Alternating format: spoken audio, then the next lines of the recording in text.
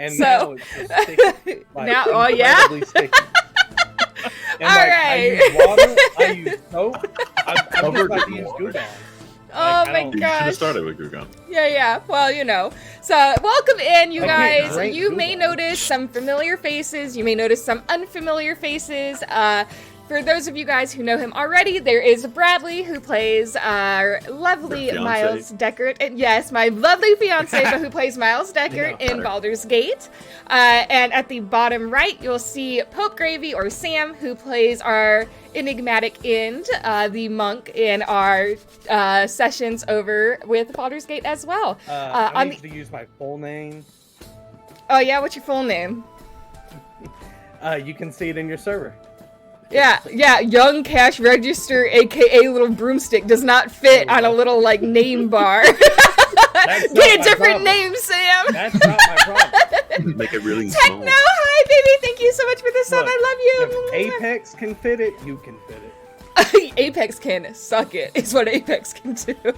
Alright, that being said, you guys may recognize two of these faces or voices if you guys have ever followed us when we were talking about our friend who streams Never Say Dice. Logan has run campaigns that featured both of these incredible friends of ours, Scored 666, Austin, and Orfeo Mills, Jacob, who you guys may know from our community as well, who has been getting more and more into streaming as well.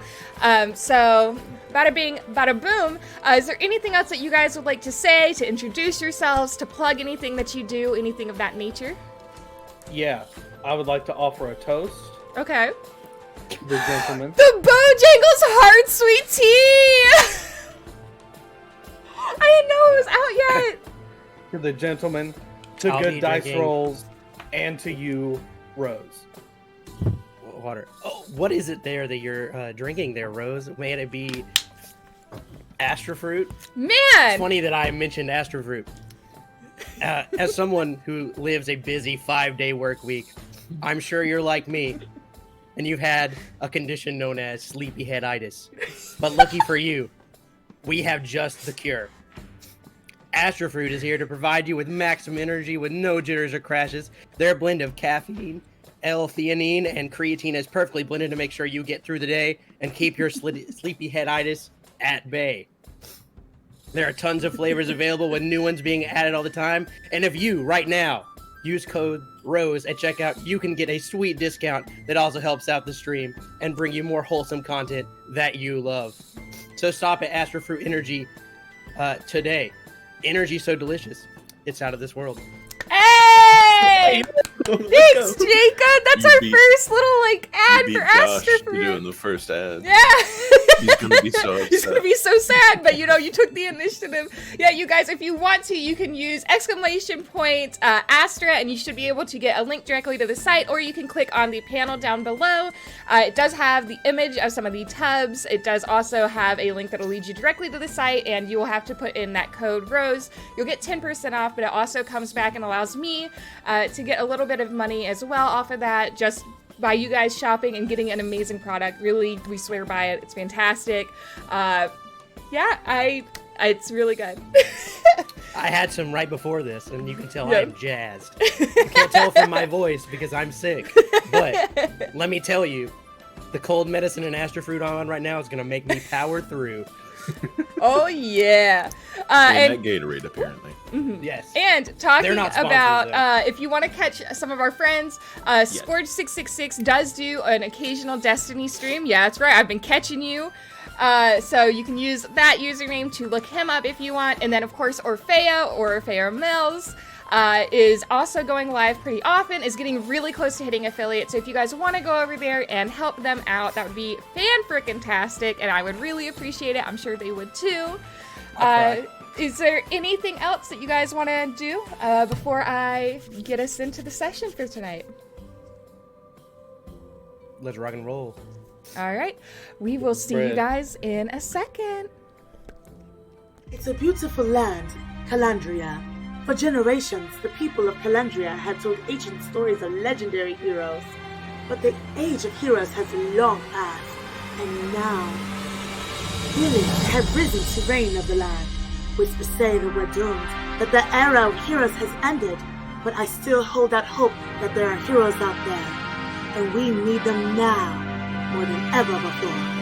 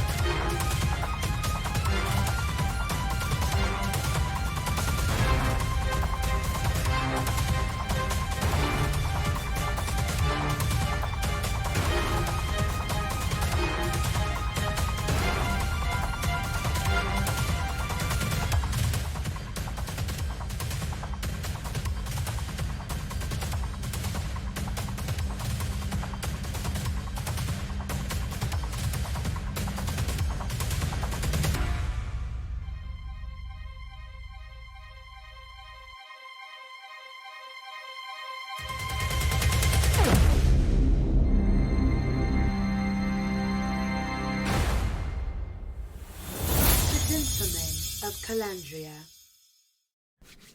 All tales of heroism begin somewhere, and ours will begin here, in a world of myth and legend known as Kalendrya. On the continent of Prydain, and within the smaller town of Eidolsäd, lies a little building which is already coming to life. The sign outside calls it Lola's Tavern, as the first rays of light shine through the clouds above. Within, there's a few figures milling about the tavern, having a few patrons, a few overhangers as well from the night before, as we notice a few different figures kind of being shuffled about, and another larger figure, a bit imposing perhaps, that seems to be wandering around and kind of trying to clear up a little bit of the mess from the evening before. Austin, if you would like to introduce your character. Oh, that was really fast. I didn't think I'd get this far.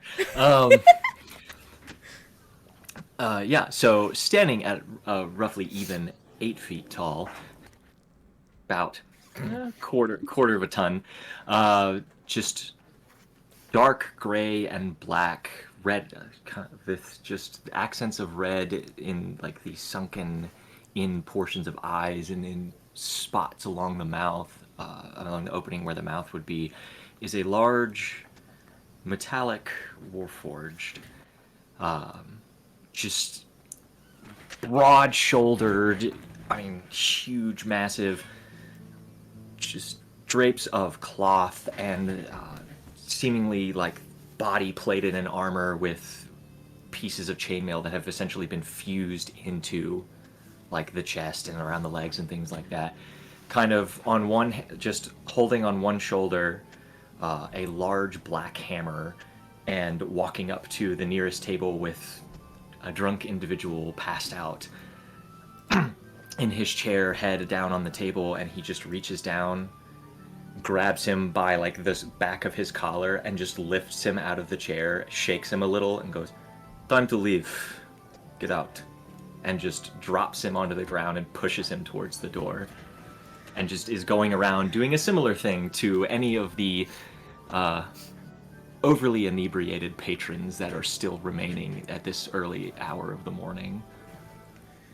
As you do so, you get a few kind of grumbles, an individual or two who, as you kind of lift them up, almost just seems to like startle awake a bit, knocking over a chair or something.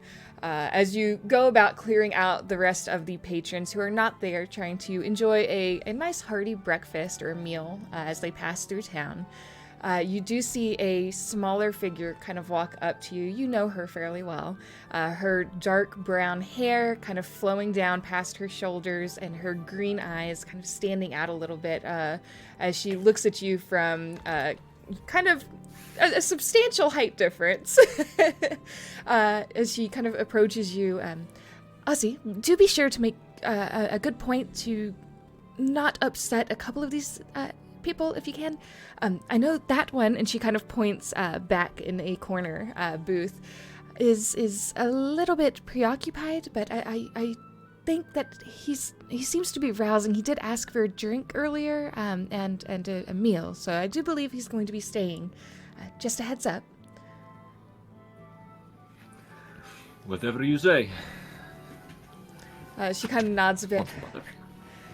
As she kind of wanders around, kind of almost following behind you a little bit as she goes around, kind of picking up different plates and things before bringing them over to the counter and placing them down. Sam, if you would like to introduce your character.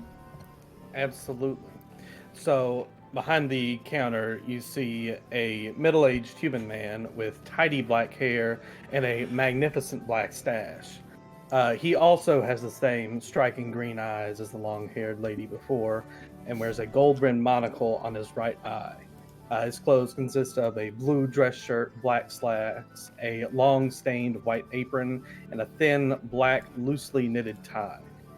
He works diligently and honestly and is quite protective over people and things he holds dear, that being the tavern that we're in that he owns and his family. He uses family in a very loose definition. But this girl brings him the plates and he says, "Thank you, Lola. Callie, can we get these to the kitchen, please?" As you kind of speak up, you do see Lola kind of just like wink at you as she goes back to gather a couple of more dirty dishes, things of that nature, make sure that everything's been wiped down. As around the corner comes a half-orc woman, a chef's apron already tied around her waist, hair being pulled back in a myriad of different braids kind of up away from her face. As she comes around the corner, she kind of just grumbles a little bit at you. Yeah, whatever you say, Max. Breakfast should be ready soon. Grabs kind of all the dishes and begins to kind of turn and head back around towards the kitchen. I'll nod to her. "Thank you, Callie. Work hard." And then turn back around to the ledger I'm keeping, just making sure, the gold is tallied, making sure that we're good on the budget. I do look up at the portraits lining the wall to my ancestors. Just continue working. All right. As you go, eventually, Ozzy, you've kind of finished rounding up all of the miscreants for the evening. Is there anything that you all would like to do? Anything that is a daily ritual or anything of that nature before business sort of picks up a little bit? What time is it right now? It's right about like 7:30 or 8 in the morning at this point. Okay. After kind of clearing out the passed out individuals, kind of like, get up, get out, heeding Lola's words, not bothering the gentleman in the corner, and go. Ozzy will make his way up to the counter and just kind of lean over a little bit. "Is there anything else that you need done, Max? Anything to start with before we officially start business?" I finished what I'm writing and look up. Oh, no, I don't think so. I believe we're just fine for now. If anything, check outside. We might have some, inebriated individual passed out in the bushes. But please be careful with them. We want them to come back. Our numbers want them to come back. "I will be careful with them, don't worry. I'll go check outside." And Ozzy will go to kind of circle the building to make sure nobody's just passed out on the side of the road or something. Okay. Do you go through the back exit or do you come out the front door? I'll come out the front door first. Okay. As you walk out the front door, you do see two quite starkly different individuals who seem to be approaching the building, maybe looking potentially a little bit lost. It's definitely not one of the regular people of Eidolsäd. Bradley, if you would like to introduce your character. So you would see kind of leisurely strolling up the road, a relatively tall, maybe not 8 foot, but standing closer to about a 7 foot tall, kind of a pale blue, light gray skinned furbolg gentleman, with just kind of a messy mop of tangled brown hair and a rather unkempt kind of chin strap beard that wraps around his chest. He's got a set of just kind of well-worn and tarnished kind of copper-colored goggles with blue-tinted lenses that have kind of worn in a nice little indentation on his forehead. As he's walking down the road with his companion, you can see he's motioning a good bit with his hands and is obviously well into some level of conversation. You can see he's wearing just a an everyday worker's shirt, just a kind of a deep set flannel with different patches of leather and plate, just kind of sewn onto it or affixed to it to give it a little bit of armor competency without sacrificing its utility for day-to-day life. You also see he's wearing a long brown leather apron that is just covered in dirt and soot and smears of grease and just all kinds of other detritus from the day-to-day life and work. And you can see kind of stuffed into the pockets of this apron just different tool handles and other objects kind of pointing out and poking and protruding from different sections. The same goes for a satchel that he keeps on his side, as well as a large pack that he's got slung over his shoulder. The pack being almost abnormally large, as if it's holding like a beach ball or something about that size. It just kind of is a large, like dark brown canvas shaped bag that might occasionally wriggle on its own every now and then. But kind of slung into the loops in the back of that bag, you see just a long-handled sledgehammer. On one hip, you would see, for those of us in the modern world, what could be described as like the stock of some kind of firearm. But for those of us in a less sophisticated world, some kind of odd object fixed to his left-hand hip with just a large metal canister kind of embedded in it. It's just a very interesting-looking contraption there affixed to his side, and down from there just some regular worn out work pants and a set of well worn in at this point probably muddy, he's been walking around for a bit, work boots. But as he's kind of walking down the road, he'll look down towards his diminutive companion and just, well, and that there you see is why a few extra pressurized valves in different sections of pressure tubing could be quite useful on such a vessel as the sailing ship we rode on before. I'm sure you could agree with this. Jacob, if you would like to introduce your character. You would see much smaller than 7 foot, 3.5 foot, small frog-like humanoid, wearing what could be described as the finest clothes meant for toddlers. A very fancy purple garb, hat with a little feather, various instruments strung at his side, a nice little half cape, and noted with his garb is it's very fine clothes, but clothes that were fine maybe 5 years ago, as they have seen some wear and tear.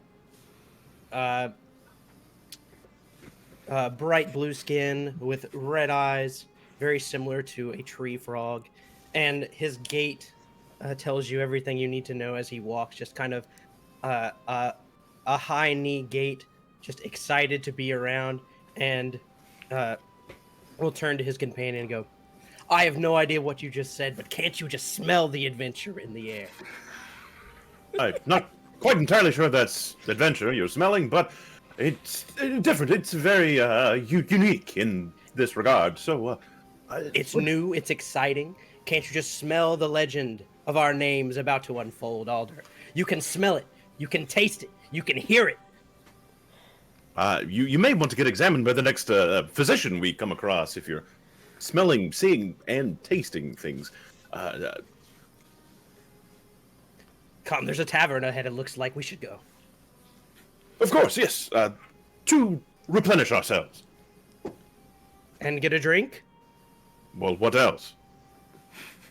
So, hearing a little bit of the tail end of this conversation as they do get a bit closer up towards you, Ozzy, you do notice these two different individuals, and kind of following along behind one of them, this shorter little figure.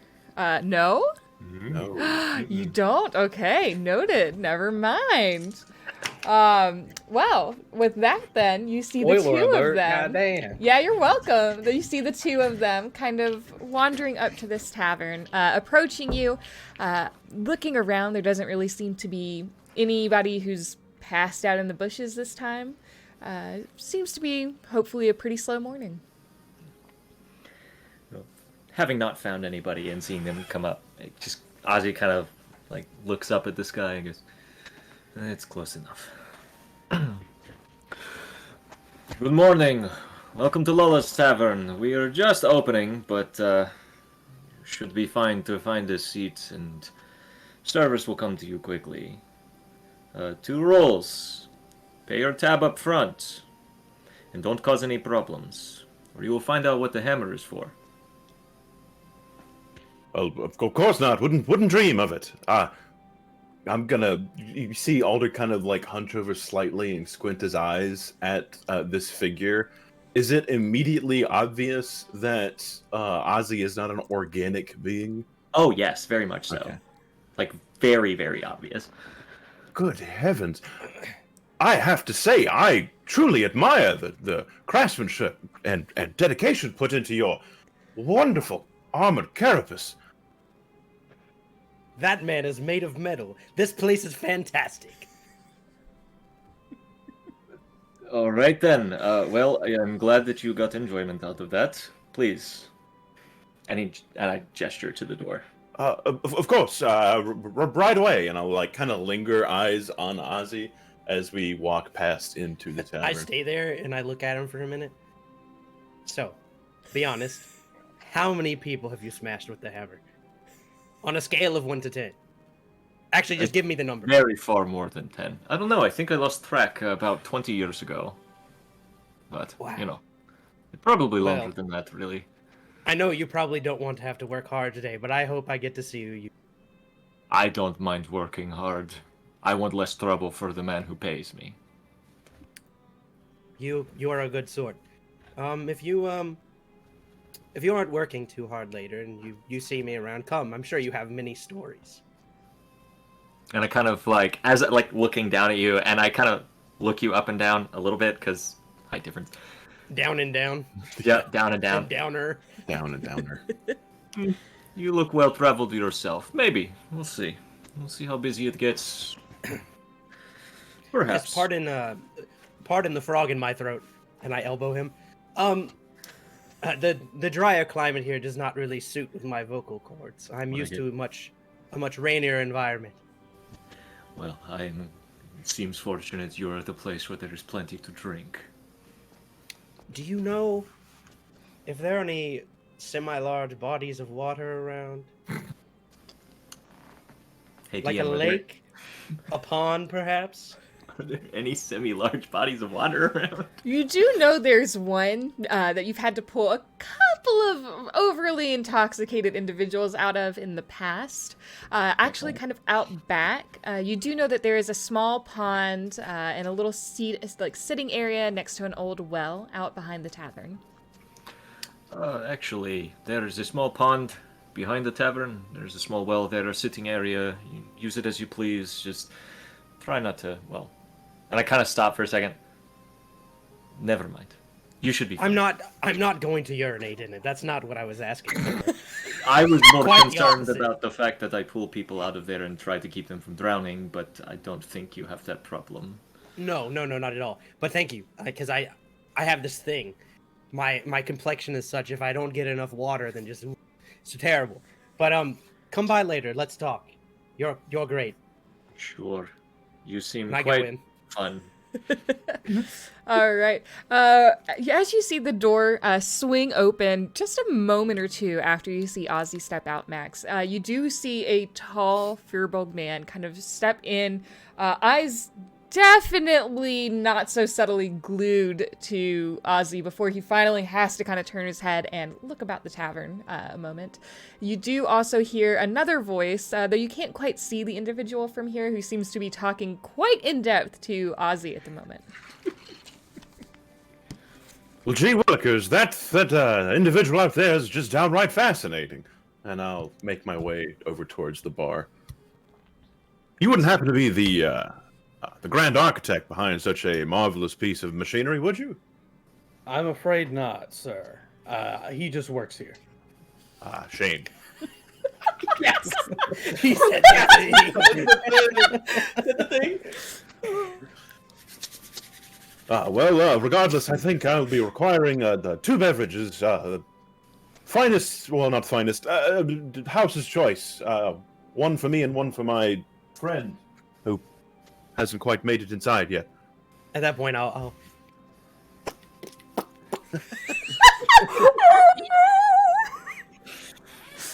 Thanks, I hate it. Amazing. I have Very well. moist feet. I'm sorry. So 2 drinks, anything to eat for you.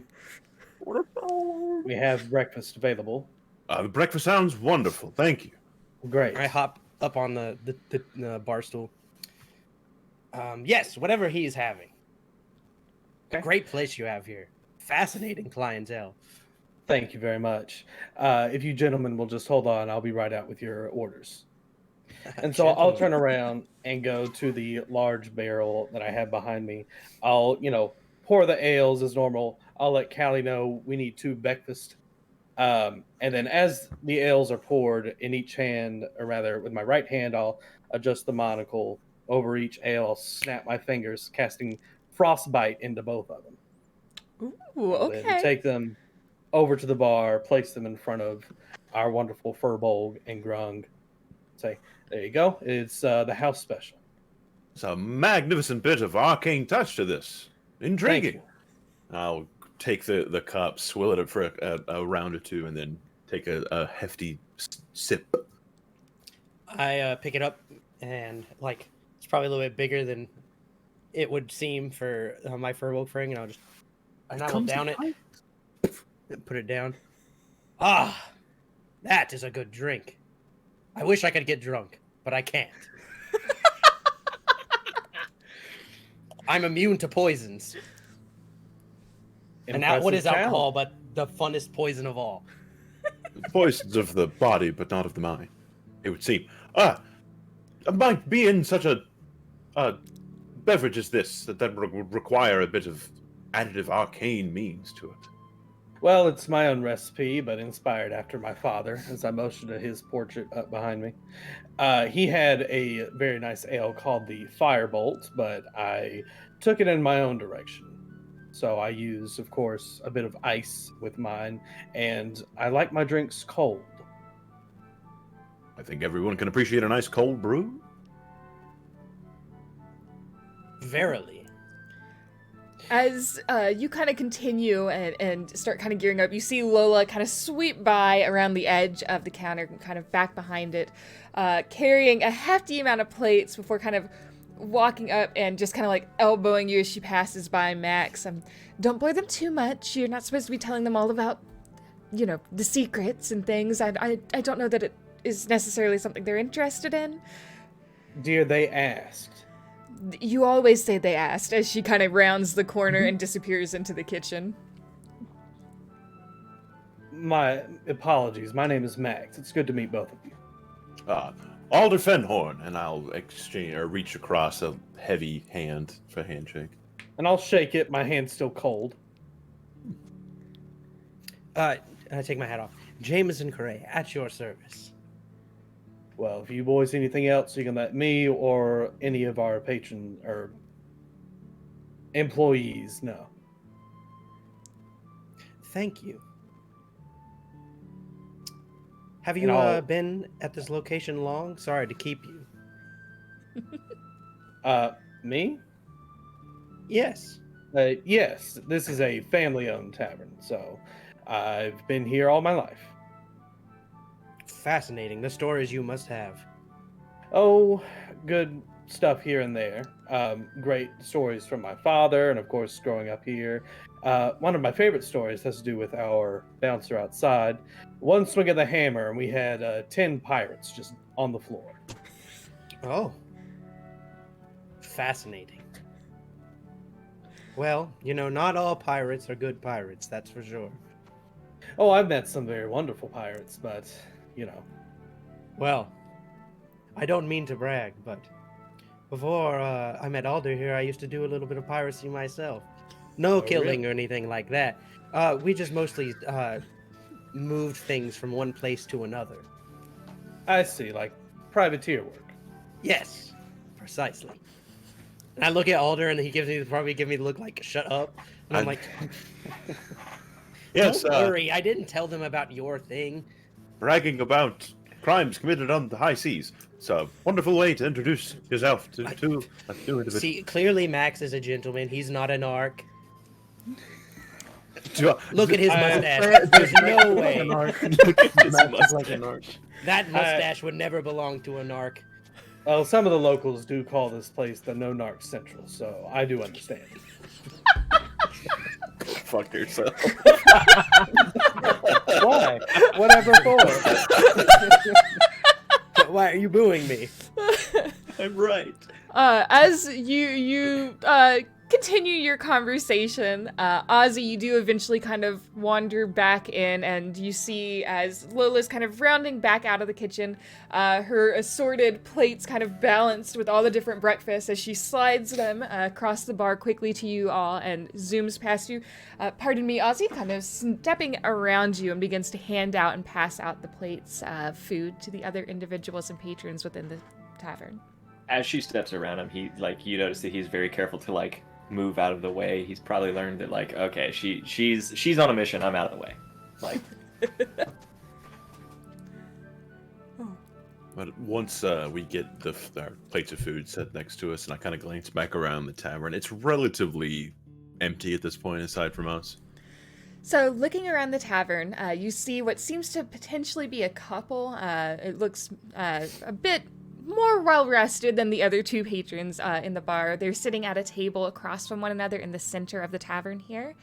The other individuals, you see one individual who is kind of sitting away a bit, feet up on one of the chairs at his table, head kind of tilted back and a cap kind of covering over his eyes a bit as he sits back to the window.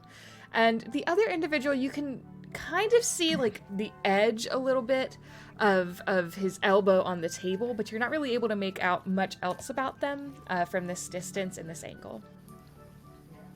Okay.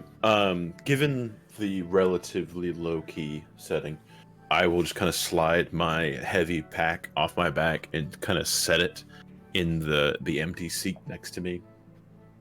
And as I do, you can kind of see the top flap on the top of the backpack kind of moves a little bit on its own, and you see kind of nuzzling, poking its way out from the top of the backpack is just this this just slightly elongated metallic face, just with a long nose, just kind of slowly peer out, and you see two light blue colored irises kind of peeping out from it. And I'll just kind of as we're about to dig in for our meal, I'll reach into a pocket and pull out just a couple of small pieces of just scrap metal or the things that I've collected, and just kind of lightly toss it into the bag.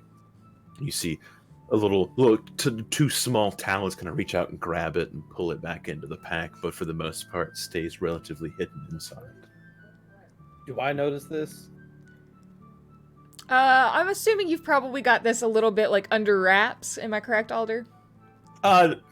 With an attempt to do so, but Alder's not an expert in the realms of stealth or deception, so he does his best. Okay, so I'll say we'll use your passive stealth against Max. If you will please roll me a perception as you're kind of looking out across your bar here. Oh no, I don't want the first roll of the campaign. Oh, fuck. No pressure. Oh, shit. Oh god. DC at 12. Okay, all right. So for a natural 19, Heyo. that's a 24.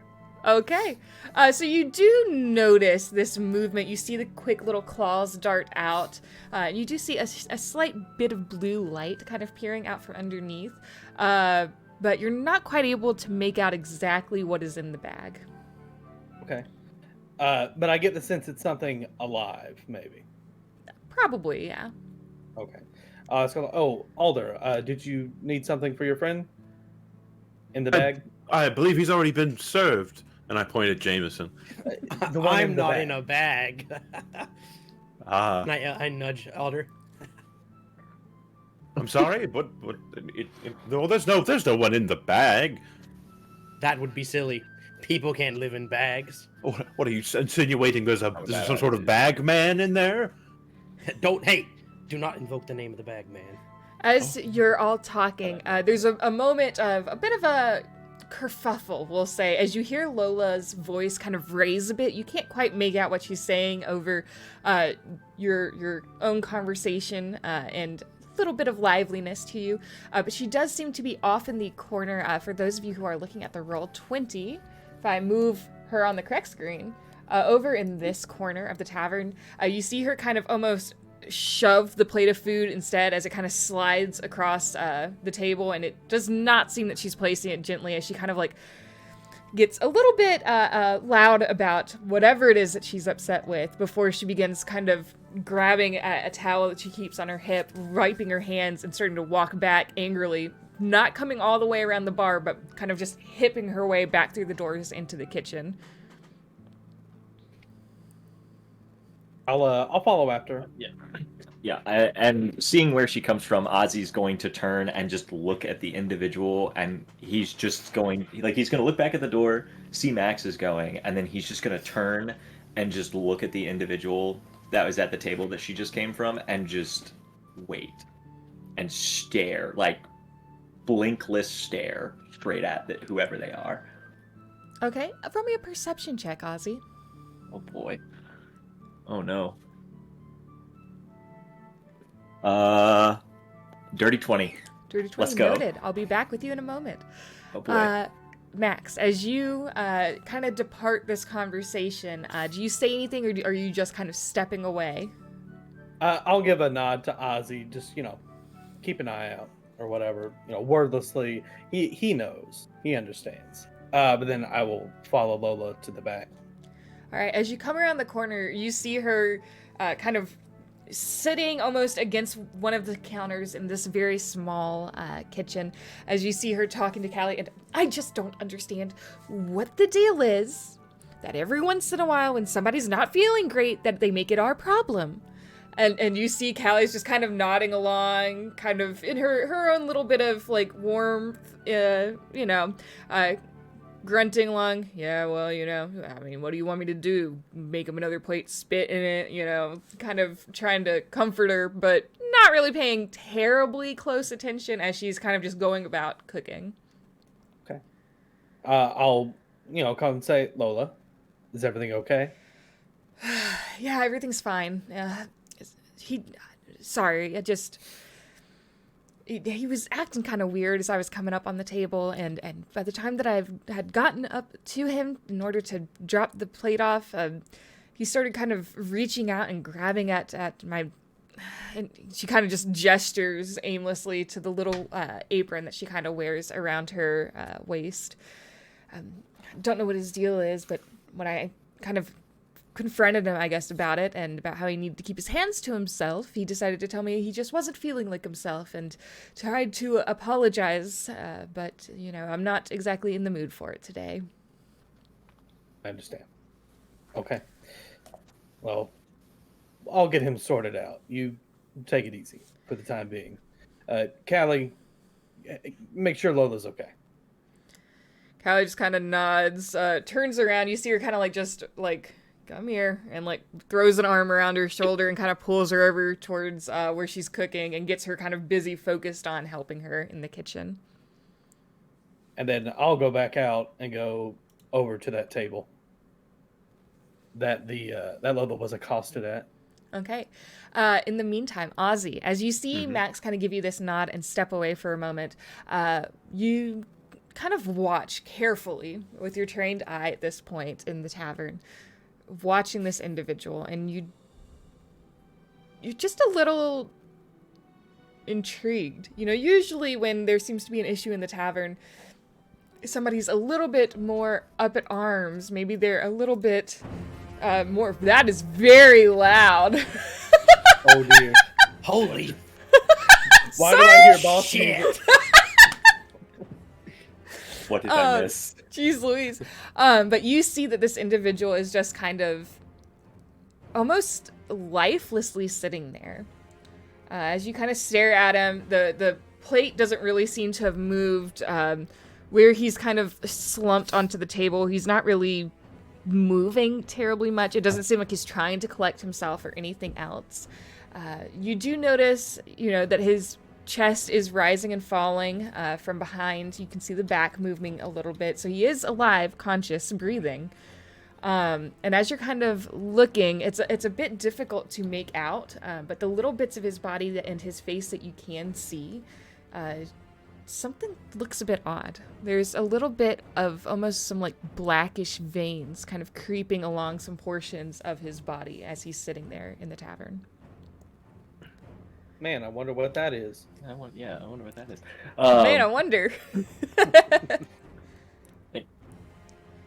Ozzy's not particularly well versed in Subtlety. well, that too. Yeah, no, he's a very straightforward kind of guy. He's not particularly well versed in things like anatomy or medicine or anything like that. But he's traveled a lot, so has he seen anything similar to that before? Roll me. You know what? Propose me a check. What would you like to roll and why? Well, I mean, truthfully, medicine or survival. I have no modifier for either of those, but that's what makes sense in my brain. So. Okay. Roll me a medicine check then. 12. With the 12, you're not entirely sure. You've had a couple of different instances where you've seen something similar, but, I mean, it wouldn't make sense here. You're not in a swamp somewhere where maybe somebody's contracted something from a bite of an animal that only lives there, or other things that kind of spring to mind. I ain't no doctor. Yeah, you're not entirely sure. It's a little weird, for sure, but you're not entirely sure what's going on. And at this time, you now begin to see Max kind of rounding back around the corner. As Max is rounding back around the corner, Ozzy's immediately going to start going to intercept Max. Like walking kind of to just very casually intercept him. Okay. I'll stop in front of Ozzy. What's the situation? He has not moved. He hasn't touched the food. He's breathing, but he does not look, lively. There's some strange black veins. He doesn't look good, is what I'm trying to say. I don't know what it is. I don't know anything about that, but he doesn't look good. I feel like something... just caution. I'll go with you if you want to talk to him. I would, yes. Do I see any other employees? Like who's jackass over here in the bottom corner? So you see, as you would know, carrying around some of the different individually, like, kind of boxed up things that you had requested from town, and kind of bringing them inside. At this point, he's finally beginning to unload them. Orvar. Okay, I'll call Orvar over.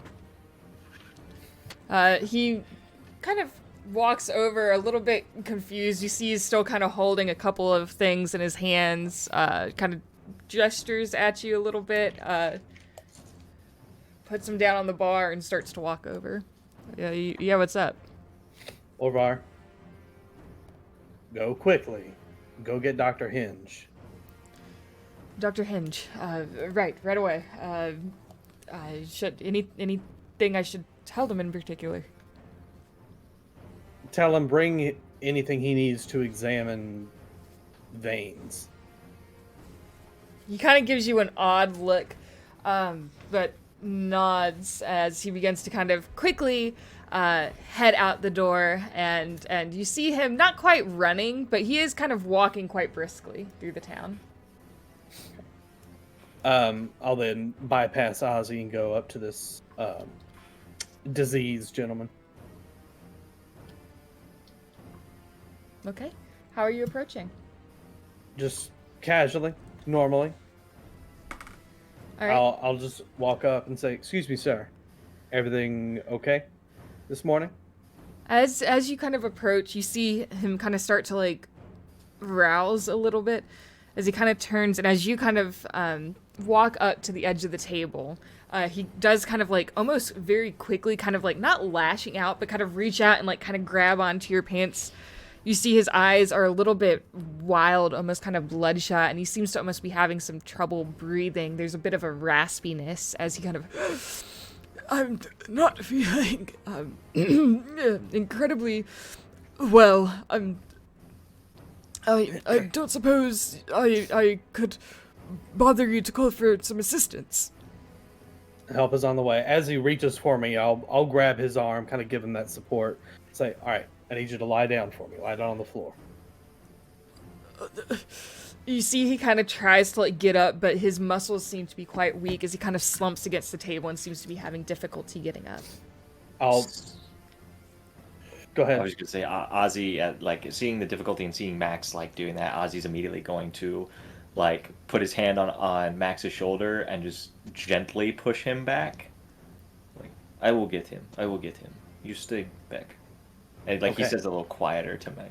You stay back. And I will grab the guy and just kind of like try to put him to the floor as easily as I can. Okay. And he's quite, heavy. It doesn't look like he's lost muscle as you're kind of moving him. He probably weighs at least a good, like, 230, 240 pounds. But he, gets laid out on the floor, and you see that he's still kind of having a little bit of trouble breathing, even now lying on the floor. I'll then go to the back and get some water, just a cup of water. Okay. And bring it back. As he goes by, I'll kind of like flag him down. Is everything all right over there? I'm not sure. Probably someone that can't hold their alcohol, but we'll see. Well, let us know if you need anything. Be a shame not to hold down this alcohol, and I'll take another sip of my frostbite. Healing magic, perhaps? A touch? Yes, I have a touch as well, but if it's bad enough, you might need someone. I'm gonna look over at Ozzy with this man. You probably would call for a doctor. Doctor's on his way. Any first aid immediately would be appreciated. Your tab is covered if you don't mind helping. I'll look down at Jameson and kind of point like, you want me to, or you? I don't mind. Allow me to try. I'll hop down and I'll walk over to Ozzy. I'll walk with him. Yes.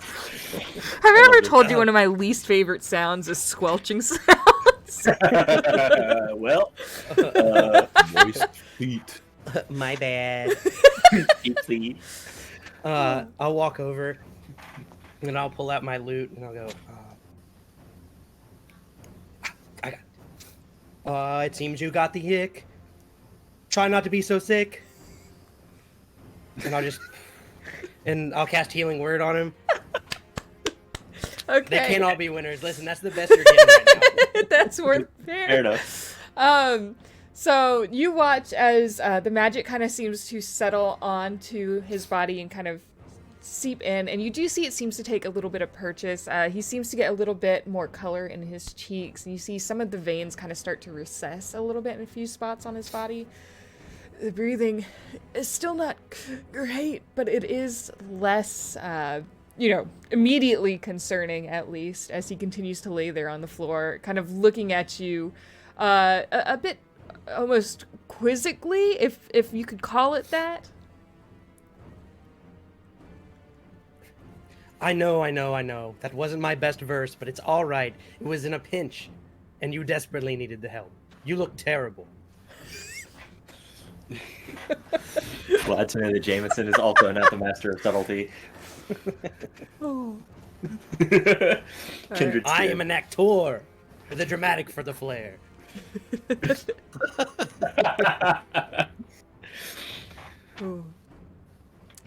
A moment or two passes, and you see Orvar kind of coming back up, quickly walking through the door, trying to kind of catch your eye, Max. If he manages to catch it, he kind of waves you over towards the door. I'll hand off the water to Alder or whoever's closest, and then go meet him. All right. As you hand the water to Alder, do you instruct him to do anything with it, or just hand it to him? Have him drink this. Have him drink this. All right. And as you walk over to Orvar, he kind of got Dr. Hinge. He should be on his way, but he was in with somebody. It might be another minute or two. Do you think we need to try to take them over there? That would probably be best, yeah. Get me the top of that crate. Just the lid. Kind of looks at you a bit odd. The lid. And goes over, grabs the lid of the crate he had been currently working on unpacking, and brings it over to you. What do you want the lid for? We need some way to stabilize him if we're going to carry him. I'll set the lid on the ground. Ozzy, can we makeshift stretcher? Of course. And I will just, and then I'll take him over, just whoop, and then I'll take him over, and I'll just kind of lower him onto the lid, and I'll kind of look around, and I'll look at Alder, and see that he's about kind of closer to my size. And you help me pick him up? Don't really. It's awkward. I suppose I'll make my way towards his feet. All right. I will. And I'll hop up on the lid while they're carrying it. I don't weigh a lot. It's okay. And I'll grab the diseased man's hand and I'll go, "Don't worry. We'll get you to somewhere who can help you. And hopefully a bath. You also smell terrible." In the midst of you kind of leaning and talking to him, he kind of turns and starts kind of tries to pull his hand away, kind of coughing on you a little bit in that process. Oh, Uh-oh. horrible. And I prestidigitate that off. I'm like, no. Okay, where are we taking him? Down the street to the doctor. Orvar, let Lela know that I'm making a house call to not our house. Right. We'll keep an eye on things. He kind of looks at you a bit oddly, and you see him go scoop the few things that he was unpacking off of the counter and start to make his way around the bar, kind of keeping an eye out. You do see the other patrons who are in the bar and around the tavern kind of getting up and making their way kind of away from that table, kind of closer to the front door, but they do kind of notably lean a little bit as you all kind of pass in front of them on your way out. Thanks for staying. I hope your meal was wonderful. Tip your As I- waitresses. As I continue to lead the gentleman out. As we make our way towards out the door, in Making our the kind of shifting of gears of a lot of people moving around, I'll kind of reach over right quick while carrying, and I'll just grab the top of my bag, sling it right back over my shoulder as we make our way back out. All right. As you all begin to walk out, what is your marching order? I'll be first. Okay. I'll be behind Max since I said I was carrying his feet. And then I'll be on the other side of it. And you said you were on the board, right? Jimison did, yeah. Yep. Dear Jamie. All right. As you all begin to walk, as you begin to walk, you do begin to. Great, noted. You do begin to go on ahead, out the front exit of The entryway. the entryway. Thank you.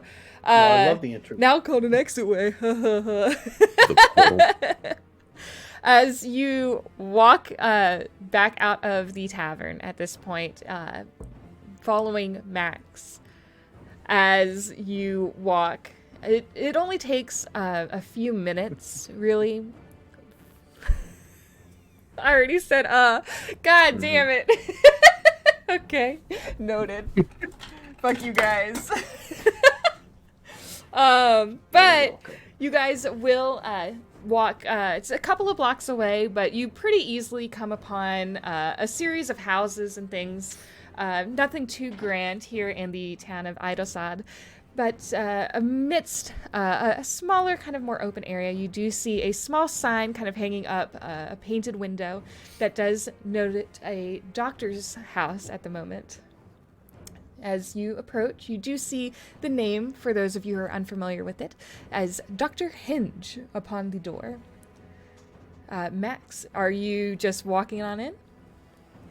I'll tell everyone to wait outside, and then I'll head in first. All right.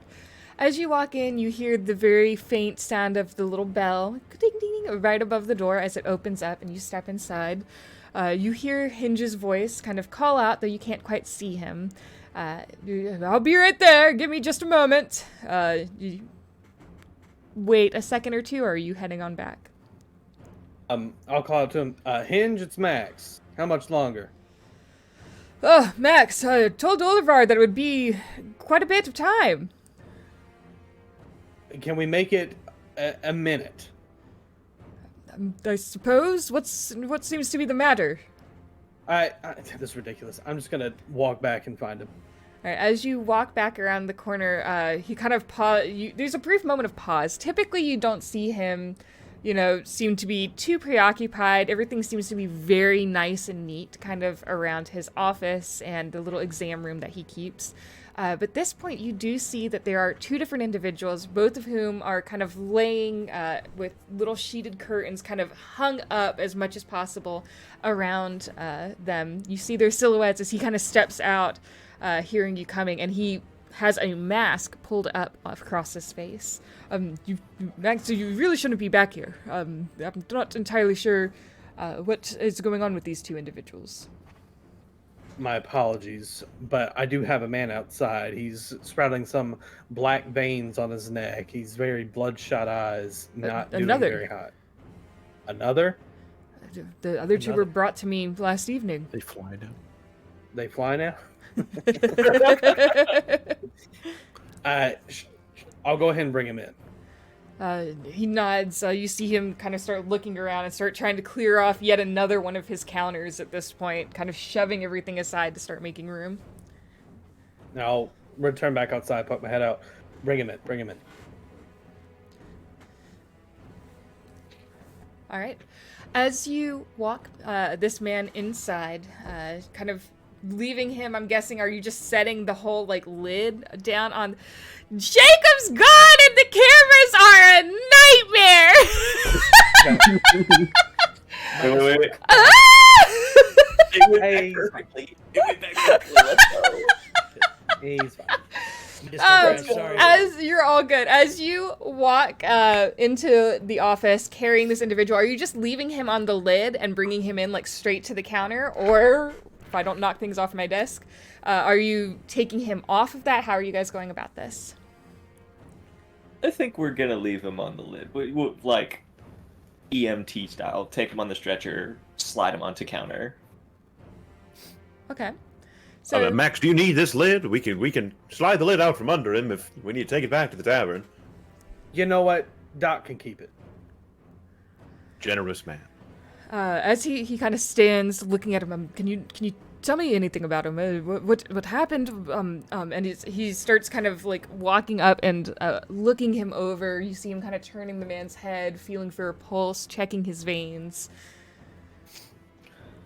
No, he didn't really do much. He reached out for one of the people who at the tavern. And he just looked like this. He hasn't really done much of anything. He's breathing, but hasn't moved. He barely stands himself. Hasn't done anything else that I've seen. Hasn't scratched anyone, coughed on anyone, spit on anyone, anything that could possibly transmit an illness. I'm not entirely sure what we're dealing with yet. He's coughed a few times, but it's not something I have to worry about. We didn't socially distance. Oh God. Perks of being a robot. He kind of looks at you, Max, a bit more pointedly. Everyone is all right, though. No one else is seeming to be sick. Kind of looks across the three of you who are organic, non-metal human robot things. As far as I know, no, not me. I'm fine. Alder, Jameson. No veins out of the ordinary yet. I'm a frog.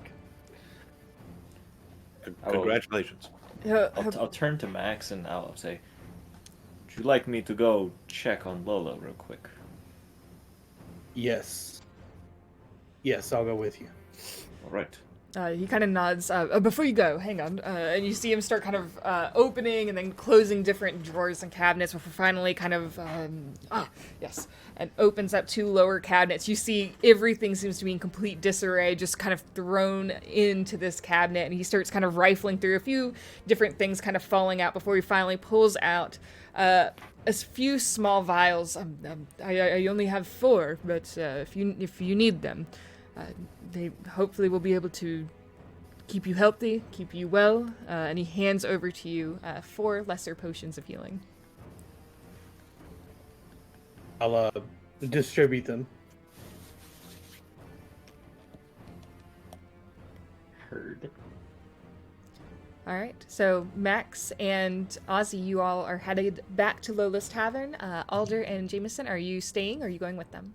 I'm not staying. I'm with not a sick doctor, so stranger. Hell no. All right. I will. I'm gonna hop on Ozzy's shoulder and just go. You don't mind, do you? And I will just kind of like slowly turn my head and look at you. Well, actually, I don't know if he technically has a mind. It seems more like a complicated set of circuitries that's a... And now I'm gonna slowly turn and look at Alder. You see, I can jump very far, but I can't.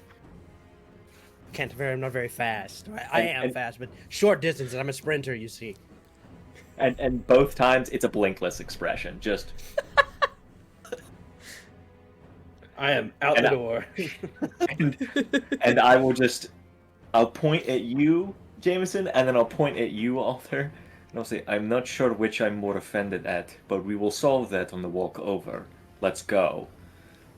All right, as you turn to After leave, you see Hammerman. the door kind of closing as Max has already begun making his way fairly easily. You're able to catch up to him, though he is, I'm assuming, just walking quite quickly on your way back? Yeah. Okay.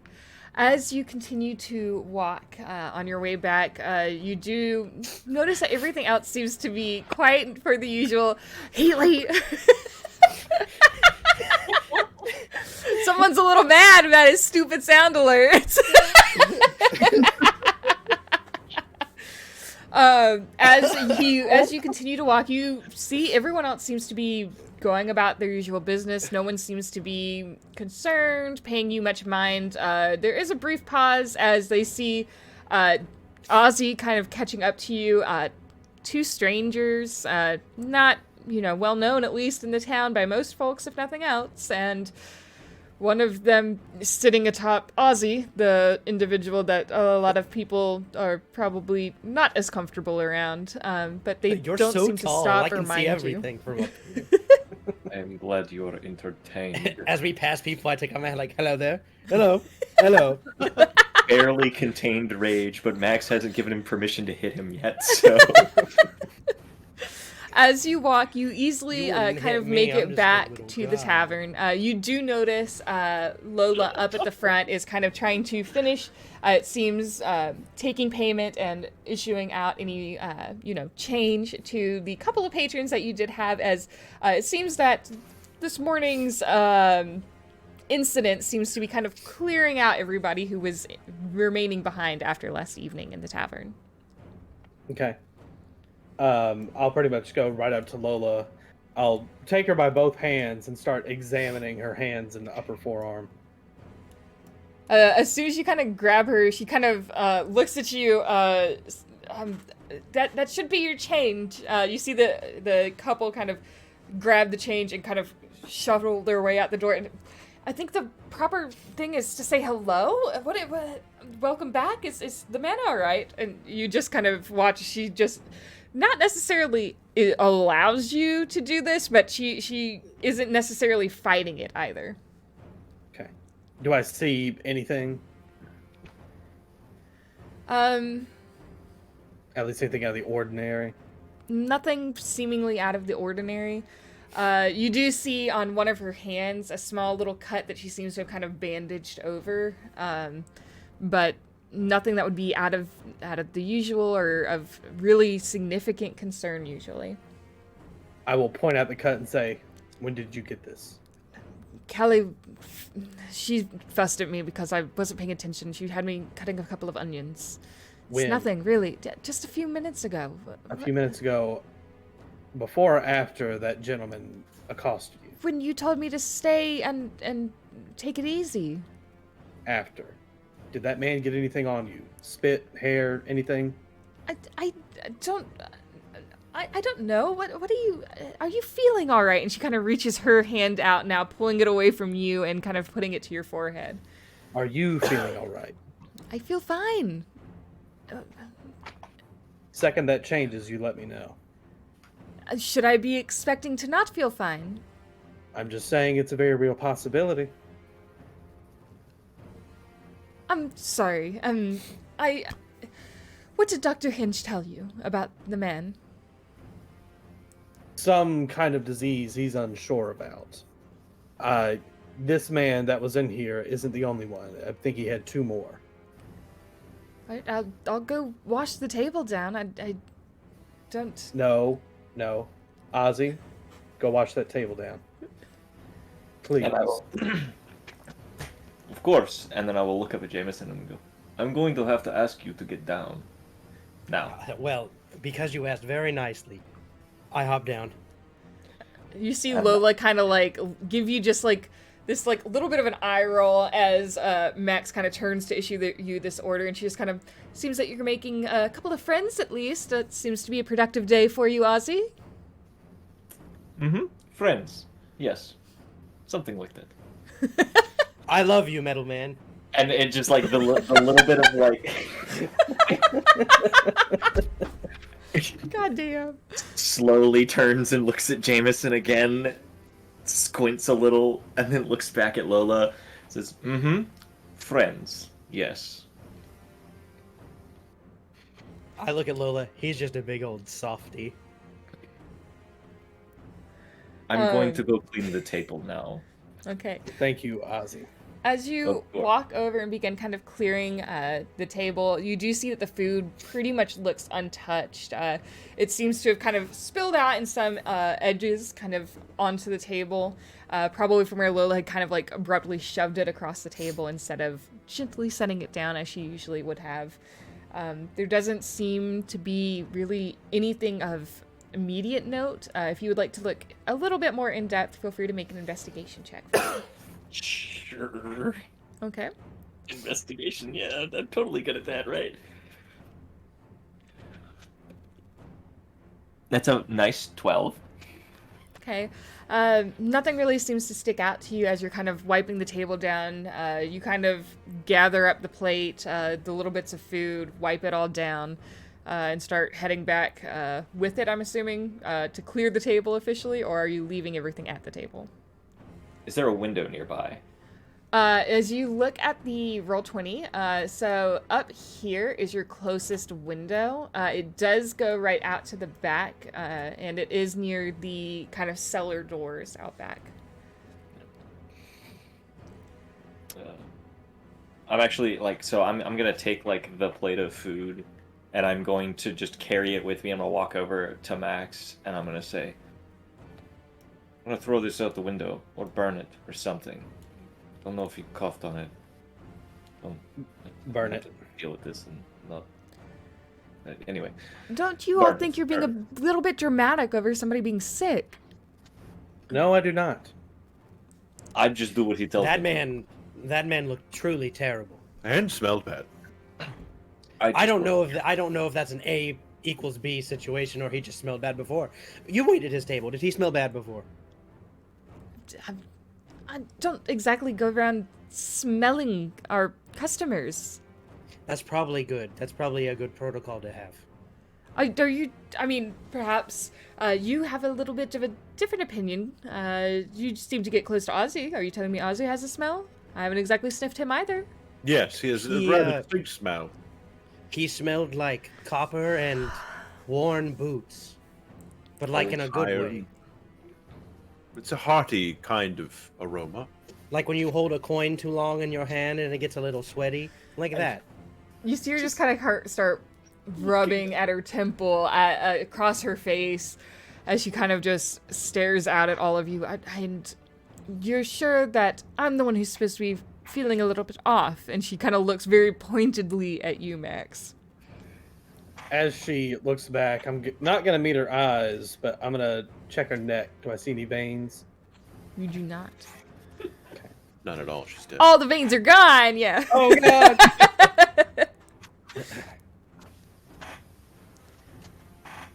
Well, the moment you start feeling bad, you let me know. Well, let's say that I don't start feeling bad. I suppose I'll let you know that too. I'm That gonna would go be back good, to yes. work, if that's all right with you. It is. Right. She kind of just rolls her eyes and wanders her way back around into the kitchen with Callie. Alder, Jameson, I do appreciate your help. Hopefully, not too much more trouble will come of this. Oh well, no matter what, it'll be a good story. Refills? Oh, yes, please. Oh, yes, please. Can we take them to go? The doctor will probably want us back, right? Since we dropped off a man. Yes, sure. I'll get ale skins. I'll fill them up. That sounds disgusting. I don't know. I'm gonna walk right back and skin a couple ales. Update. I have now correctly updated the fact that you guys can control your stuff, because I forgot that I have done that earlier. You're welcome. I wasn't gonna noticed say I anything. just wasn't going to Going say on with anything yet, because it wasn't important at the time. And at this Try. point, Ozzy, like after being told to burn it, Ozzy has gone outside and like taken some like a torch or something and he's gonna be coming back in through the kitchen. Okay, duly noted. So All right. What are the rest of you doing while he is out burning whatever had been at this man's table? So, did you recognize the patron at all? Is he a customer that had been here once or twice before, or was it all new? The DM. Seemed to just be a regular traveler. I mean, there's a chance that he'd been through before. His face was somewhat familiar, but he's definitely not a local. I might have seen him once or twice before. Not really a regular.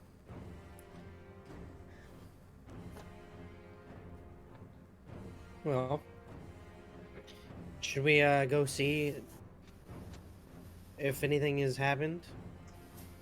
I doubt the doctor has any updates within the last 5 minutes since we've left him. Oh, who knows? I mean, I just figure it would be polite. We dropped off a man. We could at least go and see how he's doing. I agree. That would be a good idea.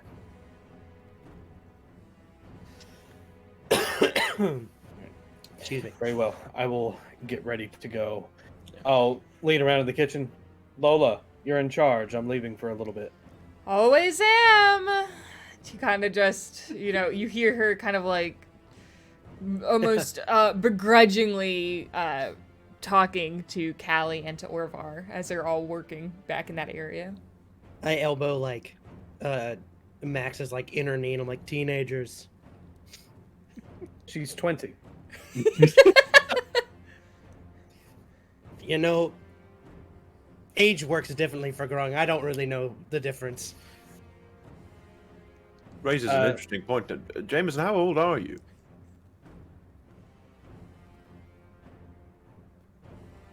Yeah, well, don't we have to be at the doctor? Yes. Yeah. Let's go. All right. So as you're I all- come back through the kitchen, like as I'm coming back through the kitchen, I will like look at and I'll probably hurt Max, say like you're in charge of everything, and I'm just going to look at Callie and be like,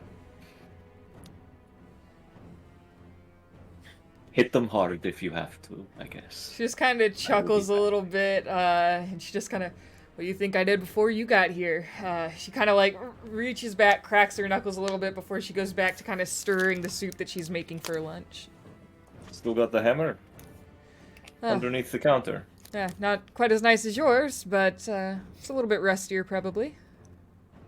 It'll do. And as I pass by Lola, I'm just like, "You're sure you're okay?" Oh, gods, yes, I'm fine.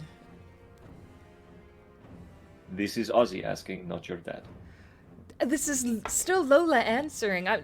A man coughed on me. I mean, goodness, you would think that, everyone was dying. He did what? He did what in his cup? I believe that is exactly what the doctor was worried about. But I believe you. Dr. Hinge is always worried about something. Fair enough. Next time something like that happens, though, come get me first. Okay? That I'll agree to at least. All right. And then I'll head out. As you start to leave, she just, Ozzy, keep Dad out of trouble, will you? That is literally my job. Good. You see her kind of turn, and she starts talking to Orvar. He starts handing her a couple of things to kind of help with unloading some things. As you are all beginning to make your way back to Dr. Hinge's, is there anything you would like to do before then? Grab my dagger. Just in case. Okay. Where do you keep your dagger? Strapped to the hip. So you're like... You already have it. Oh, where do I keep it? I was gonna be like, so you're pulling your dagger out to walk through town? Now hang on a minute. No. I'm pulling it out. Okay. To put it If right you back. run into this, it's your fault. In the bedroom, just on the table. You're Okay. inspecting it. So you walk back Plays pretty with easily to your Inspect room. animation. Yeah. What in the heirloom animation is that? As you kind of get your dagger, placing it in its little trusty spot on your hip instead of in your hand as you walk down the street. You all begin to walk back, or just the two of you, Ozzy and Max? All of us. All of you? All right. As you walk back again, everybody seems to be business as usual. Everything seems to be fine. Then why is there combat music happening? Well, it's supposed to be tense music, but I don't really have a whole lot of options, so.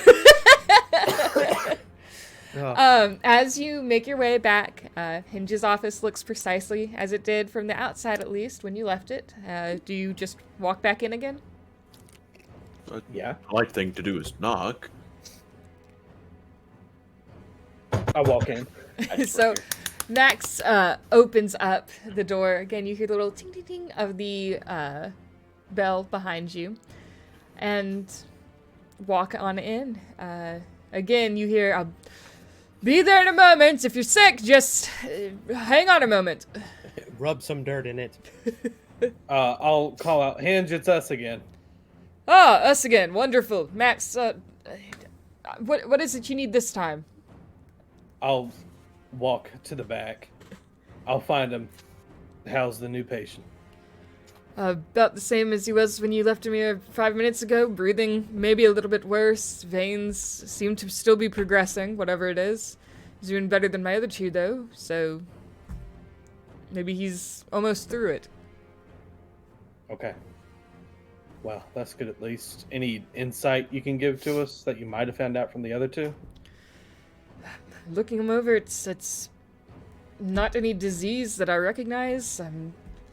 It's got a bit of some sort of essence to it that I can't quite make out. I don't know. You studied, right? Magics and things.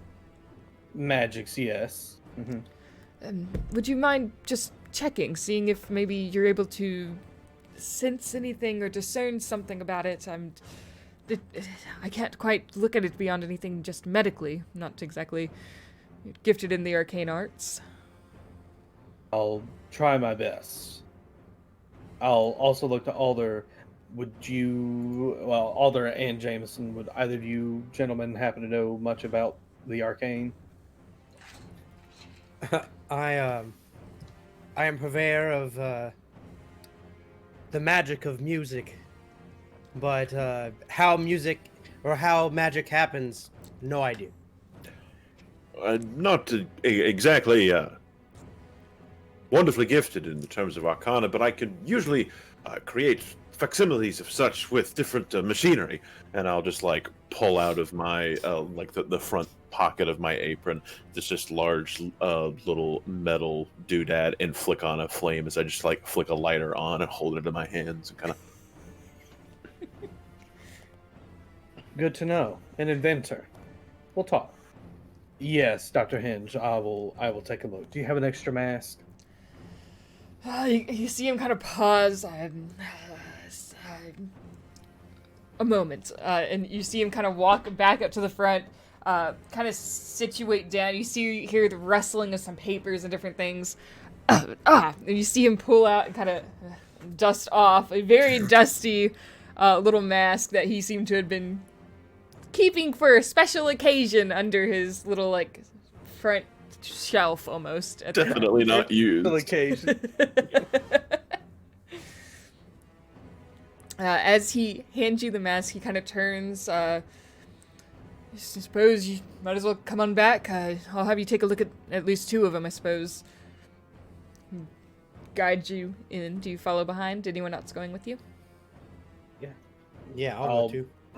I'm there to keep him safe, so yeah. Okay. I will like take a bandana or rag out or something, just tie it over my own face. All right. I'll grab my cape and swirl it around my head. Okay. Sorry. Just that mental image. Okay. As you all walk in, it is incredibly crowded. This room, maybe at most, is designed to have 3 people maybe in it. It's not very big. Think a very small town doctor's office. And between all of the things that he's got in there and the fact that there are now 7 of you, 8 of you in this room, as you all begin to walk in, it gets a little bit difficult to maneuver about in the space. And you do watch as he kind of tries to like sidle by. You hear him kind of bump into one of his little stands in the corner as he kind of makes his way around the room before kind of lifting one curtain and kind of pulling it aside. This one, unfortunately, passed away roughly about the time that we were handling your newcomer. I don't know if you want to look at him, or I can show you one of the living ones. It's up to you. I'm not the best with cadavers. I'll take one of the live ones. He shrugs a bit.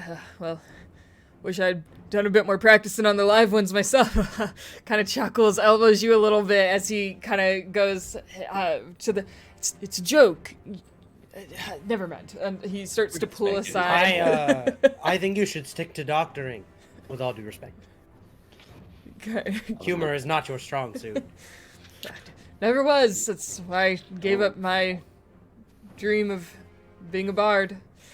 Either way, kind of gestures to the individual. You see this individual seems far worse off than the man that you brought in. They're very, very shallow, light breathing. Chest is hardly moving at all. You see the hand kind of moving, arm kind of convulsing. Body almost seems to be kind of intermittently racked by these little bits of spasms that cross across the body. The veins are dark, black, purple almost in some places, and they seem to spread almost entirely at this point up the neck. You see them kind of cresting up and around the eye sockets on the person's face as she lays there. Okay. I'll examine with Arcana. Okay. Roll me an Arcana check. I'll use my monocle to kind of focus in, special X-ray vision. I don't have. As you come up, he will start kind of gesturing. I don't see any sort of injuries, and he kind of like lifts her arm up as it kind of jiggles around every once in a while. He shows you, kind of rotates. I've checked the body over. I don't. Is there some way for something to be introduced to the system without an injury? Something of this severe? It's not like any disease I've seen. As you make your Arcana check. Yeah, that's going to be pretty damn good. That's going to be a 22. Okay, at 22. As you start kind of looking her over, you are kind of getting the same feeling. It's odd. You recall back to one of your courses that you had taken way long ago. It feels, and Okay, hang on now. listen, maybe you slept through it. It was like a gen ed, like. And as you're sitting there, kind of mulling it over, thinking about it, it kind of pops in your head. There's magical disease, blights, things of that nature that can be, not necessarily transmitted. It would have to be something cast upon them. If it's something that's spreading, perhaps it's a curse. A curse could potentially spread. Nothing that you're aware of, arcana-wise, would have these sort of symptoms. But you are aware of a few darker potential magics that could lead to some similar outcomes, perhaps. Yeah, I'll let the doc know that curses are always a possibility. I mean, you're the medical professional, so anything you look over probably going to, be accurate. As for anything magical, I mean, it's hard to say. Alder, you had your hand up. While they examine the living patient, I just kind of want to scooch my way across and look at the deceased patient. Just gonna slide the goggles down with gloves on. I will take out a screwdriver or something and just kind of poke that a little bit.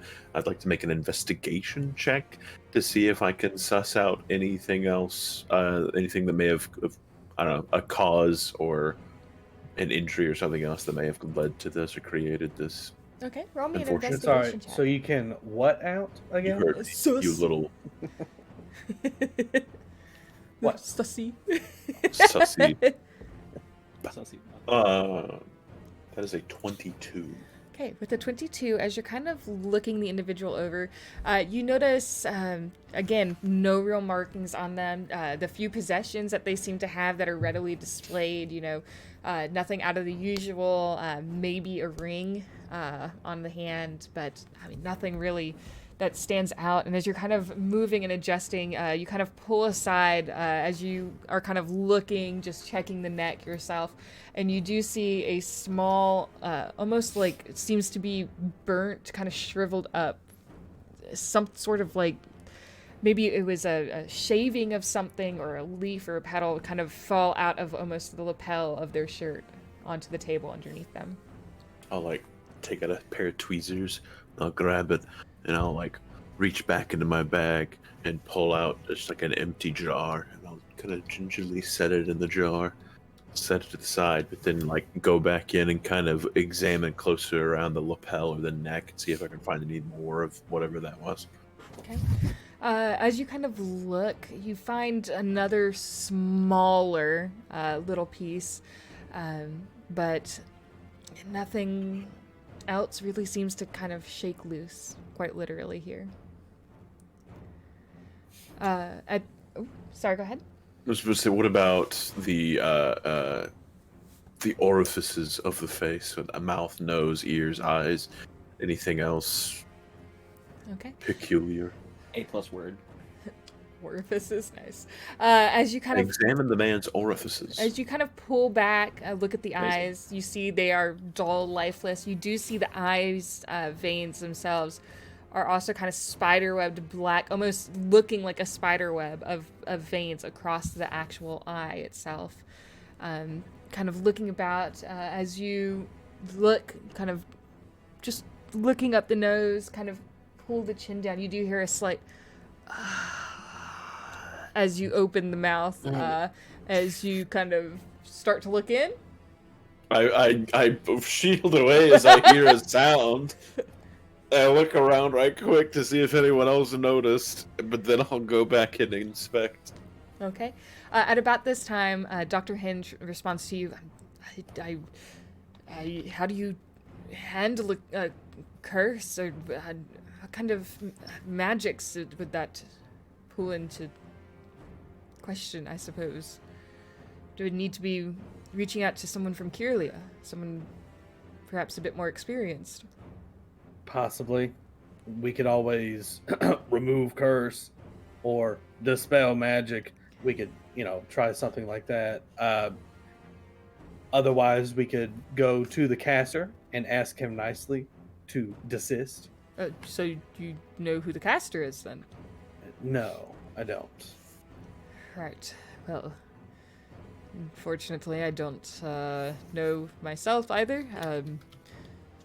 Perhaps it would be worthwhile to see about sending a few individuals. I'd be hesitant to ask you to leave your tavern for an errand for me, but unless I go myself and you were able to help keep a watch on these individuals here. I don't know enough about medicine to be sure. I could go, but I don't want to leave the tavern or Lola. So. Understandably. You said you wanted to go check on her. Is she all right? She's fine. At least she says. Well, kind of brushes back his hand, kind of like through some of his salt and pepper hair. The young ones never quite take things like this seriously enough, I suppose. Teenagers. She's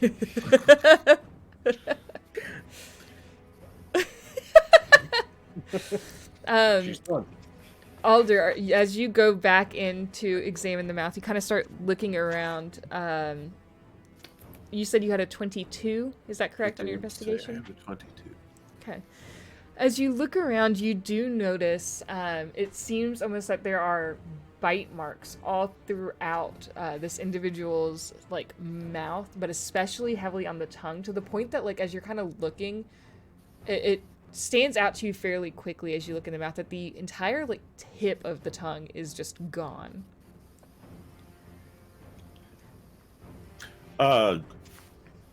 Dr. Hinge, you didn't by chance remove the tip of this man's tongue?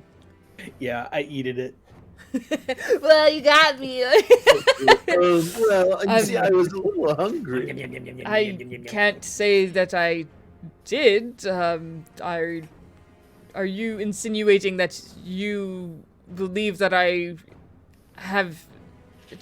Is this some sort of tip of the tongue joke? I grabbed the tongue with my tweezers and lift it out of the dude's mouth and be like, "Oh, it's gone." So.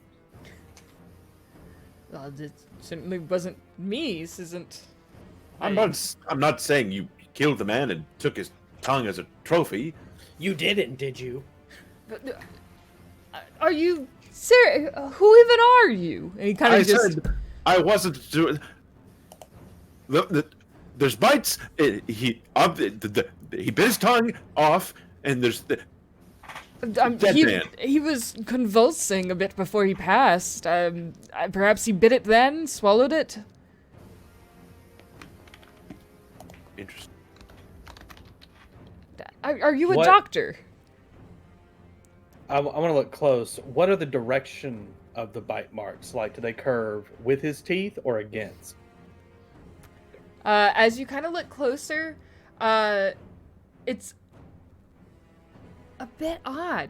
You would expect them to kind of curve in the shape of the teeth that are seated in his mouth, and instead it almost seems much more jagged.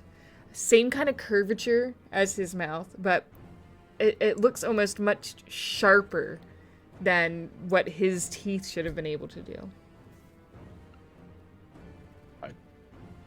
Were I a betting for a bulk, I'd say these marks were made by a blade of some kind rather than a man's teeth. Well, I don't. I want to hop up on the table next to the cadaver, and I want to put my head next to his chest, or the dead person's chest. Do I hear anything? Anything crawling around in there? What's your passive perception? 14. 14. As you kind of press your ear down to his chest. My ear hole? Your ear hole. Kind of pause a moment. and you almost hear this very just faint inside of the man's chest as you push your ear towards it. Are you sure this person is dead? He I has reach no for a pulse. pulse. As you reach up for a pulse, there is no pulse. There is no pulse. There's noise happening in there. And I know there's that whole thing when people die, they poop and shit. It's But I just think that would've probably happened some of the by now. body's gases. It's It's a natural breakdown of the body's internal systems as different gases and different pools of liquid begin to break down and corrode through different sections of the body. It's fascinating, actually. No, I'm not a doctor. But okay, so if there's nothing in there, then it doesn't matter if I just poke a little hole right there, right? In the name of you science, know I he would has. think. You know that he has a family, right? That will want to bury him once I've prepared him for. It's a tiny hole. Don't worry. Look how small my sword is. It's a tiny hole. Phrasing? Are these friends of yours, Max? Yes. Yes. Aw. Are you lying? No. I'm not lying. While they're having this Okay, conversation, for once, I'm playing a neutral, good character. Okay? I'm good. I'm good. They are friends. I pull out my sword and I just go poking in the tummy. All right. As you do, it sinks pretty easily, not a lot of resistance into the stomach. You do see a little bit of a very slow, almost blackish oozing blood kind of creep up out of the body.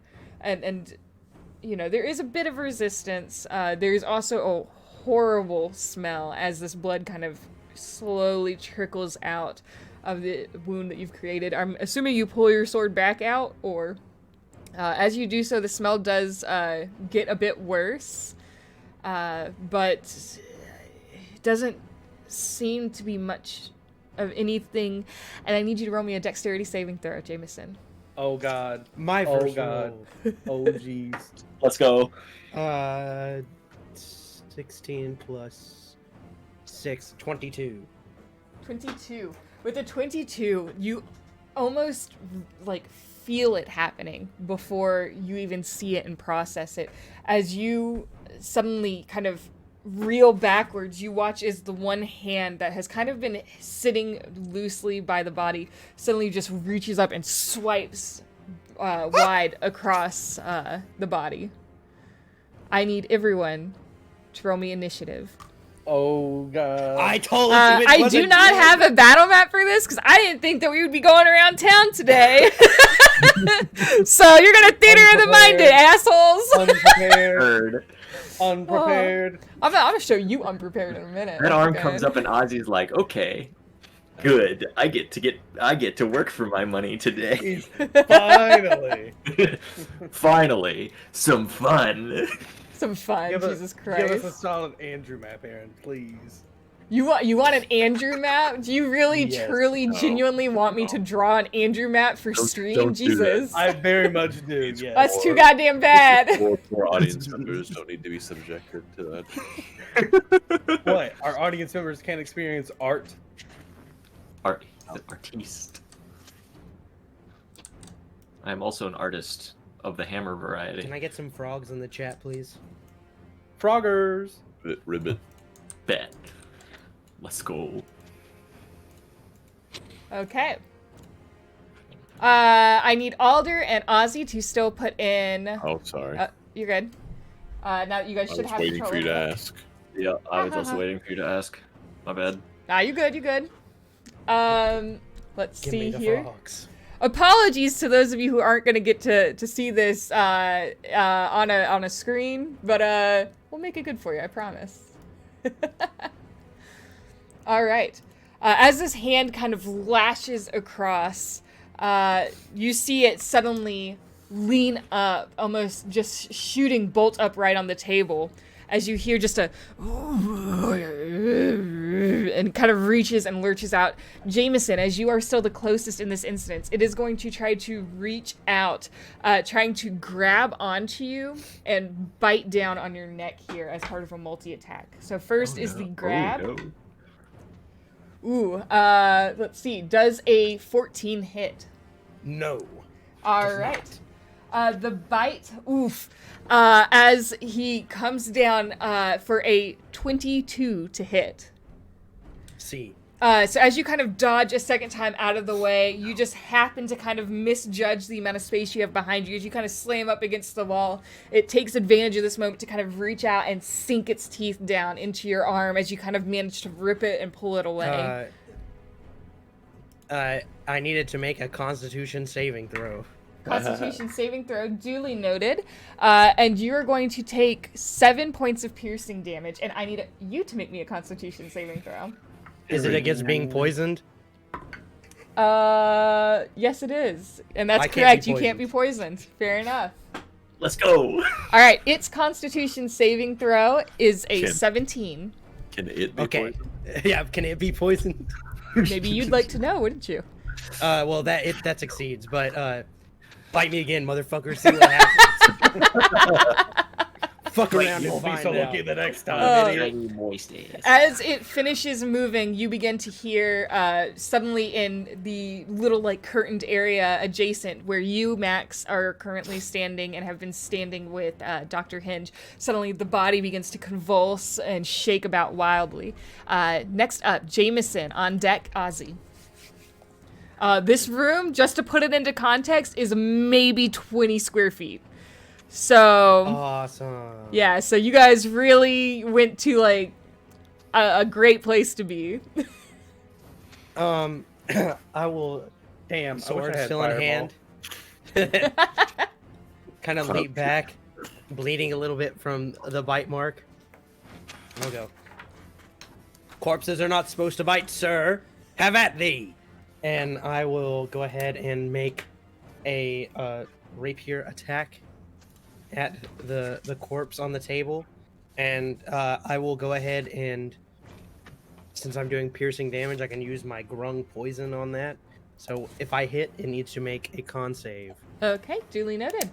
All right, go ahead and roll that to hit for me. That is 25. A 25 will hit. Go ahead and roll me that damage.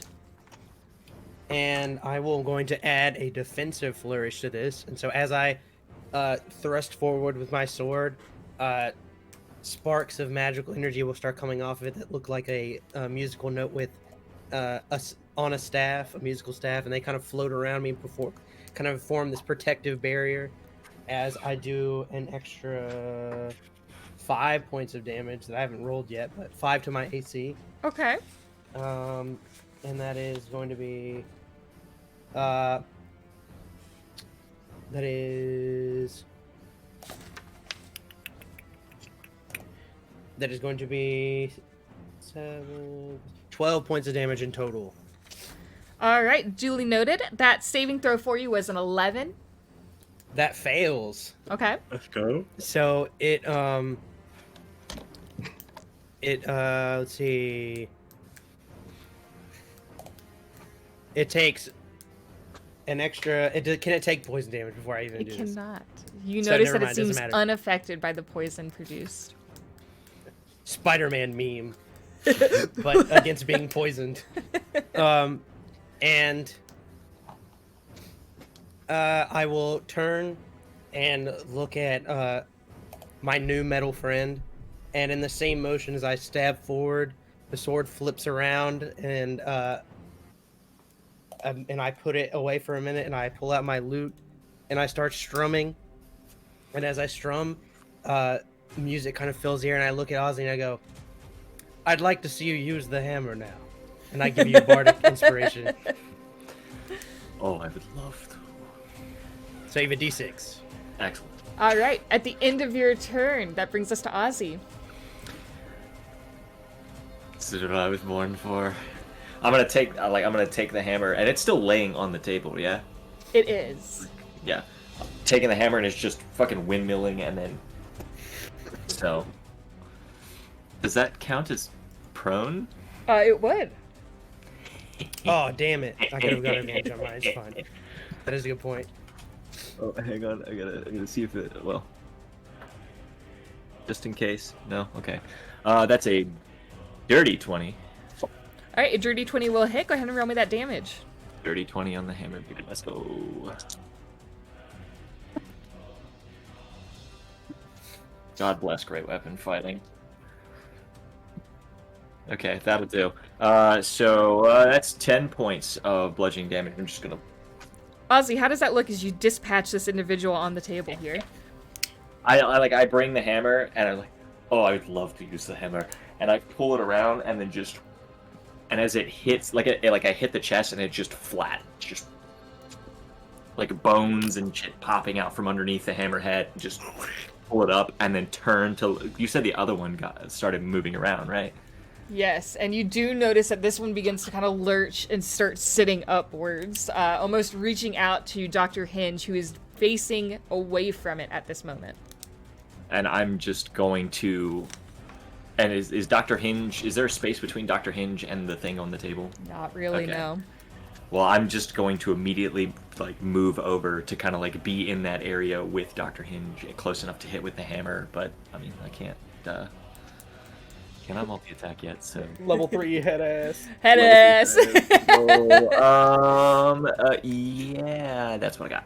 Alright, so you watch as this dead person now, you see her kind of lurch forward, and as she reaches out, she is going to try to get a hold of and attack out at Dr. Hinge. She manages to grab him successfully. You hear him kind of scream as you see claws almost at the fingertips kind of clenching into his shoulders as it starts to kind of pull him backwards. He does take 2 points of damage from those claws. No. As she then reaches down to try to bite almost directly at his neck. Oof. Oh, that is... Okay. With a 17 to hit, she does manage to get him, and you see as she kind of bites in and rips a chunk out of his body as he kind of begins to convulse and fall to the ground, bleeding quite profusely. He is currently falling unconscious on the ground. That's no good. As the creature kind Literally. of sits there, drops the body, kind of turns and starts to look up at you, Max, and then almost kind of past you at the man who is kind of lying still on the counter, who you've noticed has gone almost eerily still in the past few moments while you all have been busy looking at these other bodies. Uh-oh.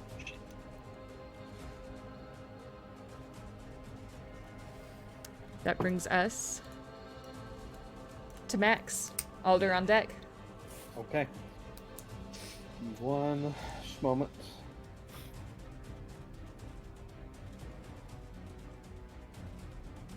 So, you said it's 20 square feet in here. Is that 10 by 10? Or. Yep. Okay.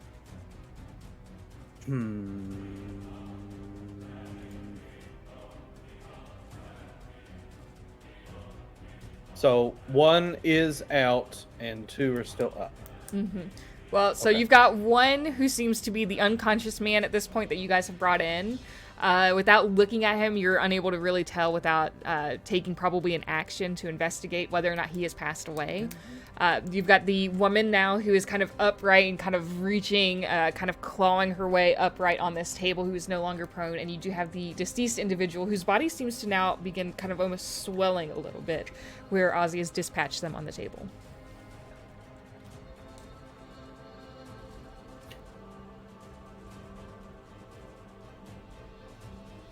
I'll okay. I'll announce to everyone it's gonna get chilly. Watch out. And I'm going to adjust the monocle. I'm gonna point at the zombie in front of me. I'm gonna cast Ice Knife. Okay. Whoop. If I don't throw my pin. Roll to hit for me. I will. God damn. Yo, good idea I bought these dice. Holy fuck. That's gonna be a 23 to hit. A 23 will hit. Roll me that damage. Okay.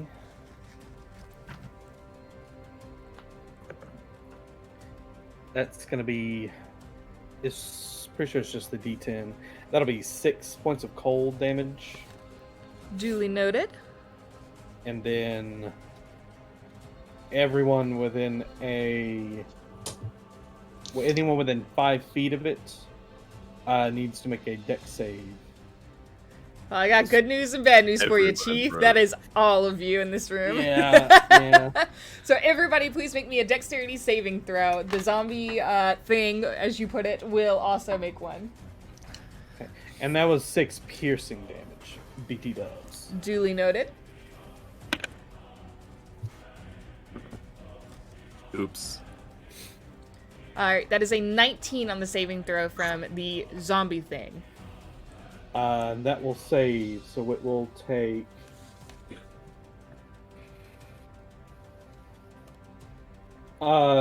Nathan.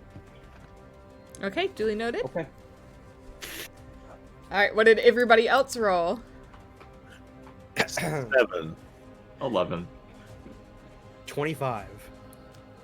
I rolled a Okay. 19. So. So Jameson is good.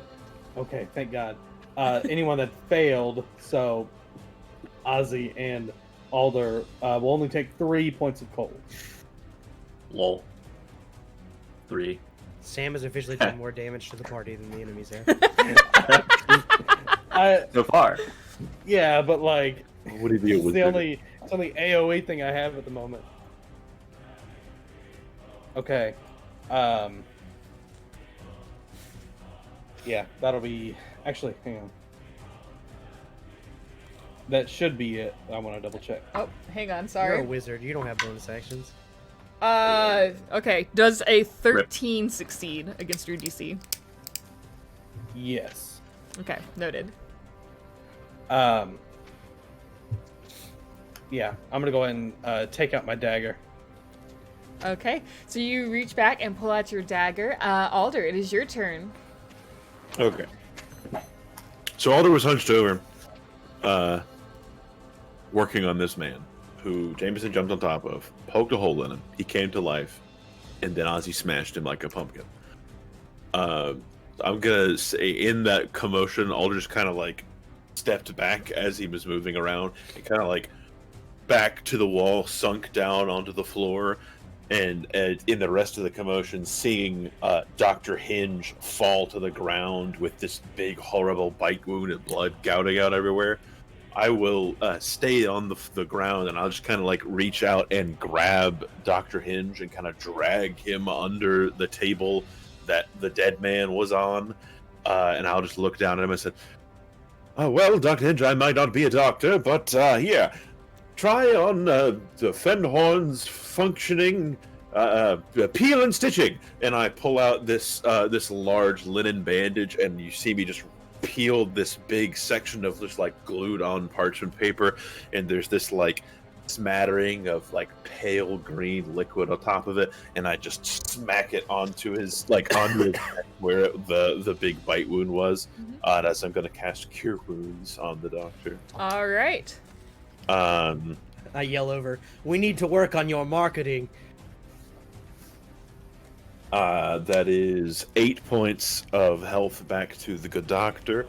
And as I press it in, I was like, side effects may include a bit of itchiness, swelling in the infected area, and I'll go through a small list of side effects. And then I'm just gonna loop with my arms under his armpits and just kind of start picking him up with me, and I'm gonna turn to take him out of the room. Okay. To get him the fuck out of here. Maybe slipping on a bit of the frozen blood and horrible ichor in this space. But as I kind of turn and make my way out away from the zombies, I will kind of sling my bag off of one shoulder, spin it around, and just hold the opening of the bag open. And it's like, Rowan, I think it's time. We've done enough of this. And I'll hold the bag open, and you see this tight metal ball that's covered in dozens of shiny metallic scales just rocket out of the bag, rolling forward. It'll roll out and kind of spring off of the table before popping out of this ball, and you see this small completely metallic metal pangolin, which is a small, semi-bipedal, semi-quadrupedal mammal that lives in East Asia that is covered in like chitinous plates. But this one being entirely made of metal, you can see where the eyes are just two kind of like constantly glowing, arcing bits of electricity.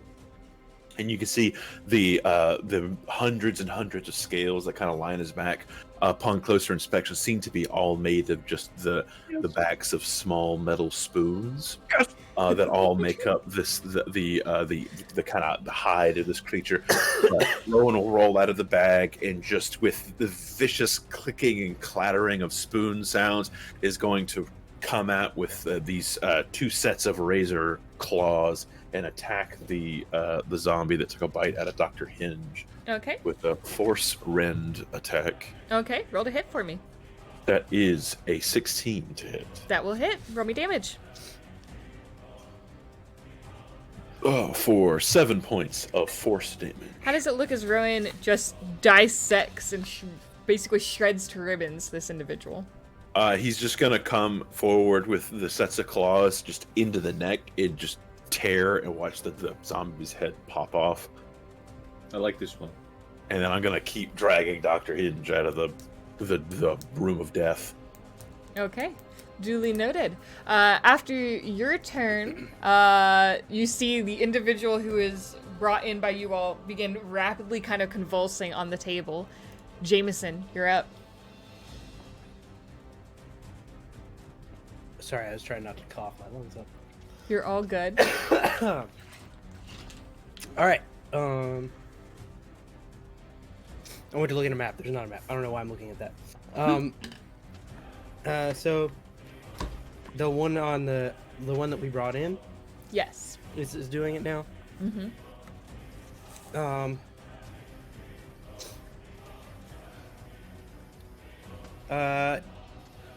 Do we think he's too far gone? Do I just need to shish kebab him? That's up to you, Chief. I will move over to him. Leap back on, leave whatever service we put him on, and I will look at him. Does he look like really bad now? He looks like this individual who had just convulsed beforehand. This woman who had kind of sat up and has just been dispatched by Rowan. Well, that is rough, buddy. I will as he's convulsing, I will look at him. I go, I'm sorry we're not able to do anything for you, but I can at least play you out with a great song. And I start playing, and the song at first sounds like very sweet and nice, but you see these like kind of purplish hue notes take form in the air and kind of swing by and then kind of swing around his head, and I'm going to cast Dissonant Whispers on him. Ooh, okay. The whispers, they're so dissonant. So I need a wisdom saving throw.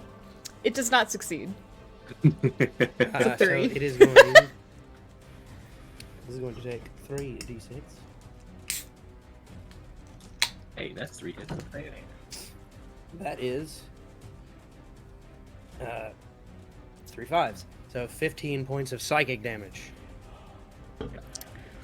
How does it look as you dispatch this individual?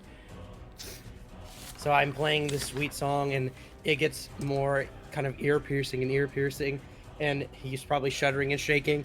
And then as he shakes, his head just goes and pops. All right. Very nice. As you wrap this combat, and we theoretically now hit initiative count 20, you watch as the body, which has begun swelling, that was first crushed fully under Ozzy's hammer, begins to swell before finally bursting open. I need a Constitution saving throw from all of you except Dr. Hinge, who is outside, and Ozzy. Rowan is also exempt from this change. It is not poison. Carried him out of the room. Is Alder still in the room? You should be okay, actually, since you did get him out of the room as well. Excuse me. Oh, So just Max and Jameson then. You said a con con save? save. A con save, yes. Okay. 15. that is a 19 for me. All right, both of those will succeed. You notice this horrifically like dark gray and black, almost like gas kind of pour out of the body, seeping down onto the floor and quickly dissipating out in the area around it.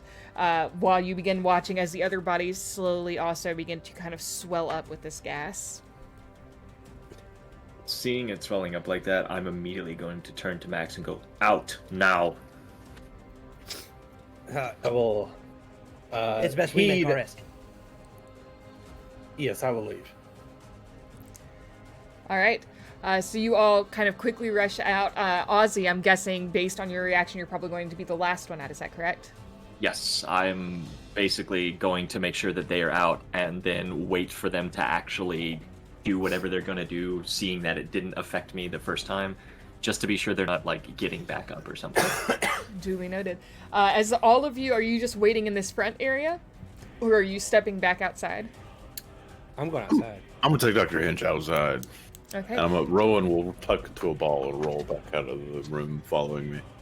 I'm gonna wait in the front waiting area, The foyer. the All right. foyer. You watch as Ozzy, these two bodies begin to swell. You hear the slight ting of the door bell kind of go off as you see your companions kind of quickly start rushing out, but you see Max kind of hesitate, turning and waiting on you here in the waiting kind of area for this tiny office.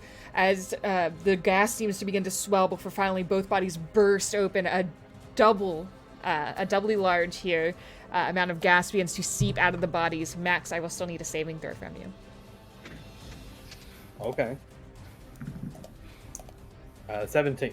17 will succeed as you see the amount of gas billowing so greatly now from within the room before quickly sinking to the floor and dissipating, kind of pushing its way out of the doorframe past Ozzy.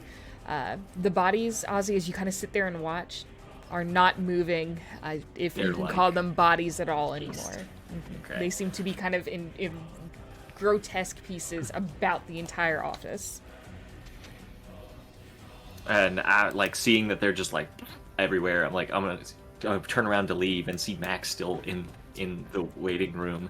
And as I kind of like walk up to him, I'm gonna go, all due respect, when I say leave, we leave. It is my job after all. Yeah. I'll leave the building. All right. As you turn to leave, this point, you've had quite the eventful day, and it's like 9:30 in the morning. Where are you going? How's Dr. Hinge? You see that he's very pale. He is breathing. He almost seems to be kind of in shock more than anything else. The bleeding has stopped. His neck seems to be kind of, healing in what ways it can through your new invention. And, given that one of his patients just bit the ever-loving shit out of him, he looks pretty all right, I'll just kind of... Does he look stable enough to walk? Probably. It looks like if you can just kind of get him kind of like to focus back in, that you just probably can. help him to his feet, but also just kind of carrying him. Look expectantly at the rest of the group. Is there somewhere else we can go? Is there any kind of nearby temple? Maybe with some clerics? Not really here in Eidolsäd. It's so close to Kalendrya that most folks either have their own small little like altars of worship in their own homes, or they travel to Kalendrya since it is so close by on their assigned holy day for whatever deity they worship. You have him stable, yes? For the moment, but he needs a good night's sleep, to say the least. We can either take him back to the tavern, we put him in a room, or we take him to Kalendrya and see what they can tell us. how far away is this Kalendrya place you mentioned? About a day. Do I think he'll make it a day without stopping to rest?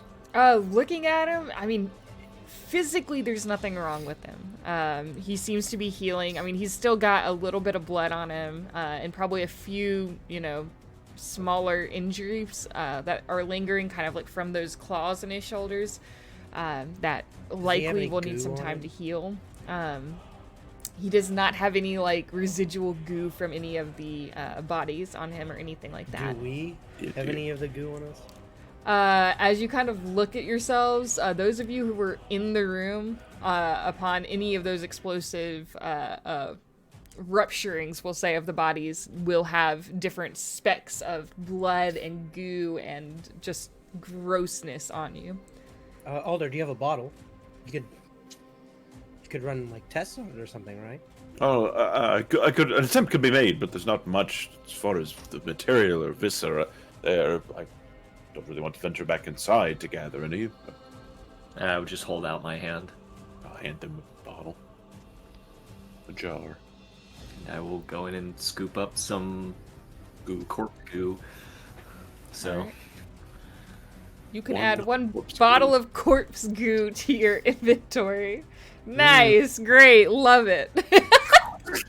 Is that the new Mountain Dew flavor? Corpse goo. If Corpse Husband ever came out with an energy drink, he could call it that. A drink. I don't know. Fuck me like you love me. Okay, sorry. Okay. Anyways, focusing in. Yes. What are you all doing in this moment? You have all made it outside. You are kind of standing on the street. There are a few passerbys who are kind of stopped and looking at you all wide-eyed here on broad daylight on the street. Well, who can we tell that this just happened inside the doc's office? Are there authorities or other such entities within Eidolsäd? ADM. I mean, you've got like the equivalent of like a local sheriff, a small like guard, like crew. Maybe, I mean, with Eidolsäd's small, there's maybe 4 people total who are kind of making up the guards men here in the city. Again, most of like any actual support kind of comes from Kalendrya, but you do have your own small force basically here of representatives, one of whom does include Dr. Hinge. Oops. Yeah, I'll relay that to the party. So there is a sheriff. Well, maybe I think we let the sheriff know. There's 3 dead people and a dying man. Yeah, let's do that. You see as Hinge kind of starts, the sheriff, he brought that first man, the one who died first. He brought him in. He had spotted him. He'd spotted him. He collapsed in the street. Oh, that might not be very good. Well, where's the sheriff at? And how long ago did he bring him in? Last night. It wasn't long. I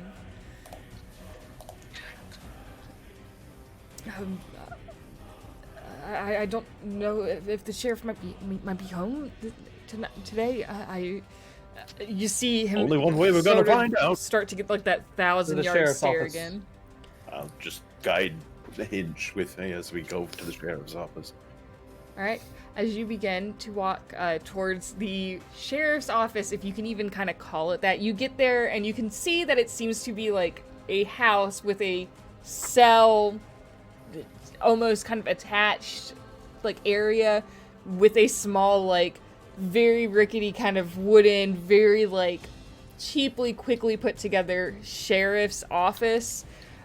You do see some portions of brick kind of being laid up along the side of it. It seems that they're working to make it kind of a proper building, but it's still kind of in process.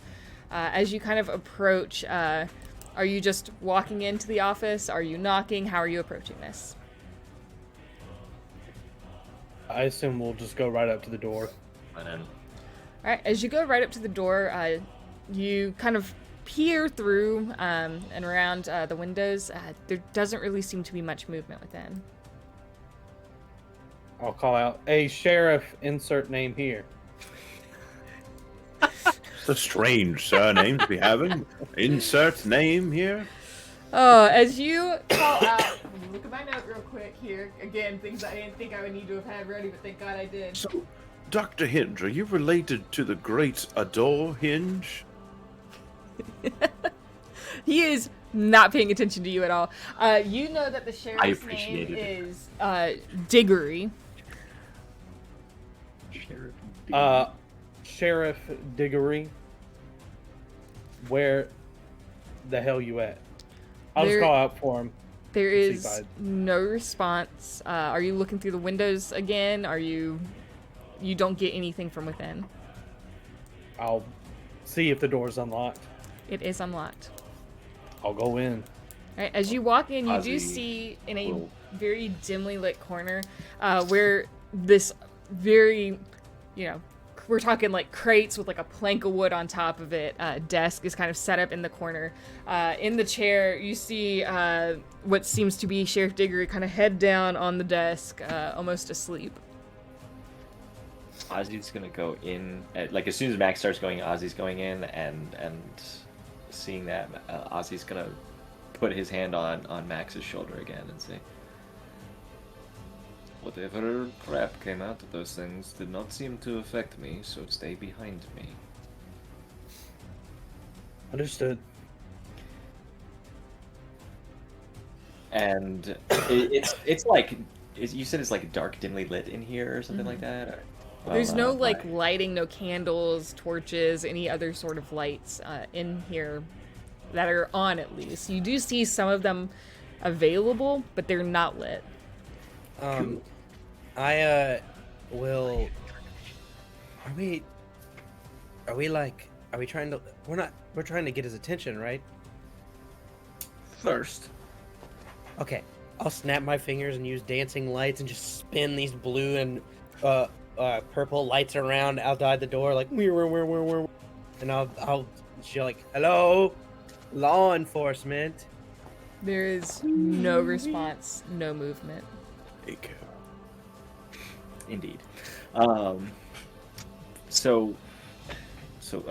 Fun fact, one of my runes gives me dark vision. Do I see, now that we know what to look for, do I see any kind of like weird discoloration, any kind of like veiny As you anything? look, you do see on one of the arms that's kind of tucked under his head, you do see what seems to be little blackened tendrils kind of spreading up the arm. Oh no. Oh man. R.I.P. Sheriff Digger. I'm sure you were a person. He Well, a he friend. was. It would seem that our acquaintance would have succumbed to the same thing, or is on the way to.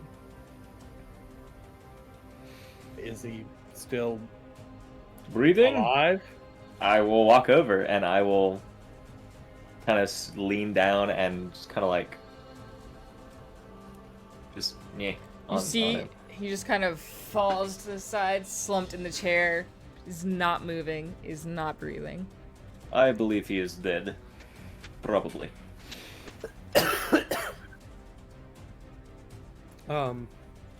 Should I poke a hole in him as well? No, If it gets you swiped at, probably not. I think we've discovered through rudimentary scientific experimentation, we know what happens when you poke them with a stick. Let's leave. We need to Well, what bar if the he doors. gets out and what if he bites somebody else? Mm-hmm. Maybe Ozzy should smash his head with the hammer. See, And he will look expectantly at Max. Let's see if we can't bar the doors, secure this place to where he cannot get out.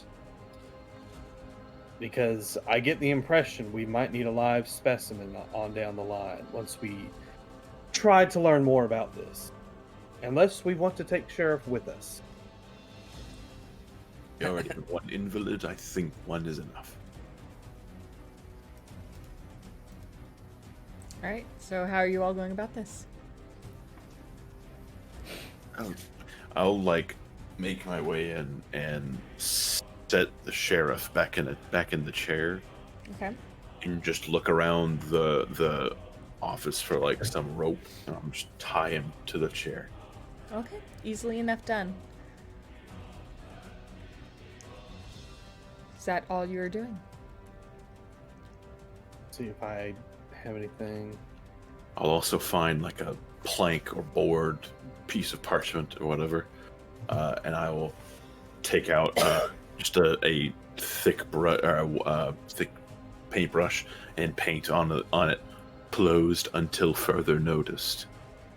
Okay. And nail it to the door. All right. And Easily done.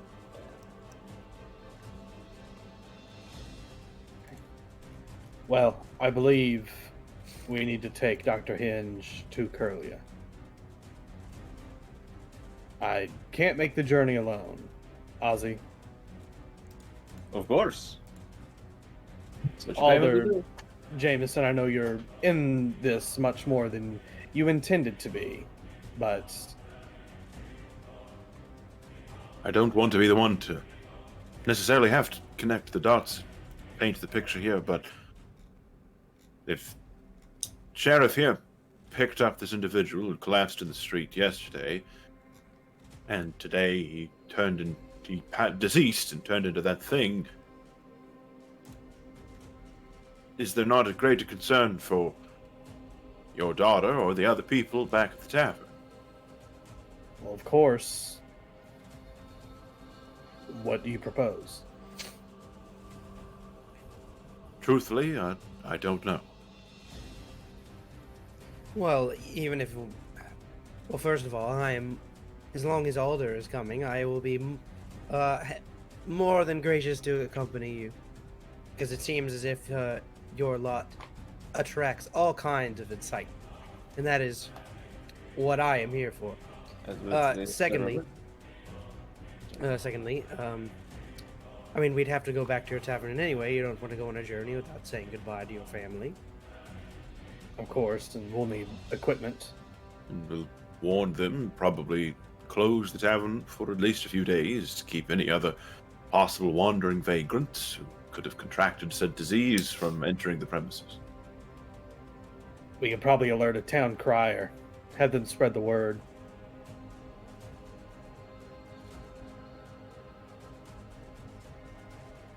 All right. So Right, your plan so- is to return to the tavern, make folks aware, and potentially set out towards Kirlia. Is that correct? Yep. All right. As you begin to make your way back to Lola's Tavern, that is where we will end tonight's session. Woo! You did it! Session No one 1! died. It's because Josh Not wasn't yet. here. No one died. Jeez, poor Josh. Oh, well, thank you guys so much for playing. Does anyone have anything that they want to share, plug, etc. before I send you on your way and go to my wrap up and we raid out? If you laughed at something dumb I said today, follow me on Twitch. True, true. You guys, if I've got a mod in chat, if we can get a shout out for Orfeo. That's Orfeo Mills here on Twitch. They're super close to getting affiliate, you guys. Definitely consider checking him out if you enjoyed spending time with us here and with his character and all of those things. There will be more frog-based puns in the future, I can assure you. And whenever I actually have a voice, there will be more songs and things that don't sound like I'm dying. Unless we are dying. Oh yeah. Unless I actually am dying. Then we'll see. All right, anybody else? I stream raids sometimes. That's There it. you go. That's all I Yeah, got. all right. And if you want to check out any of that, you can go and follow Scourge. It's kind of inconsistent right now still. You don't really have a schedule, but he's really knowledgeable, knows a lot about Destiny. He's definitely somebody who's worth checking out if that's kind of your wheelhouse of gaming. All right. With that, I will send you away, good players. Goodbye. Goodbye.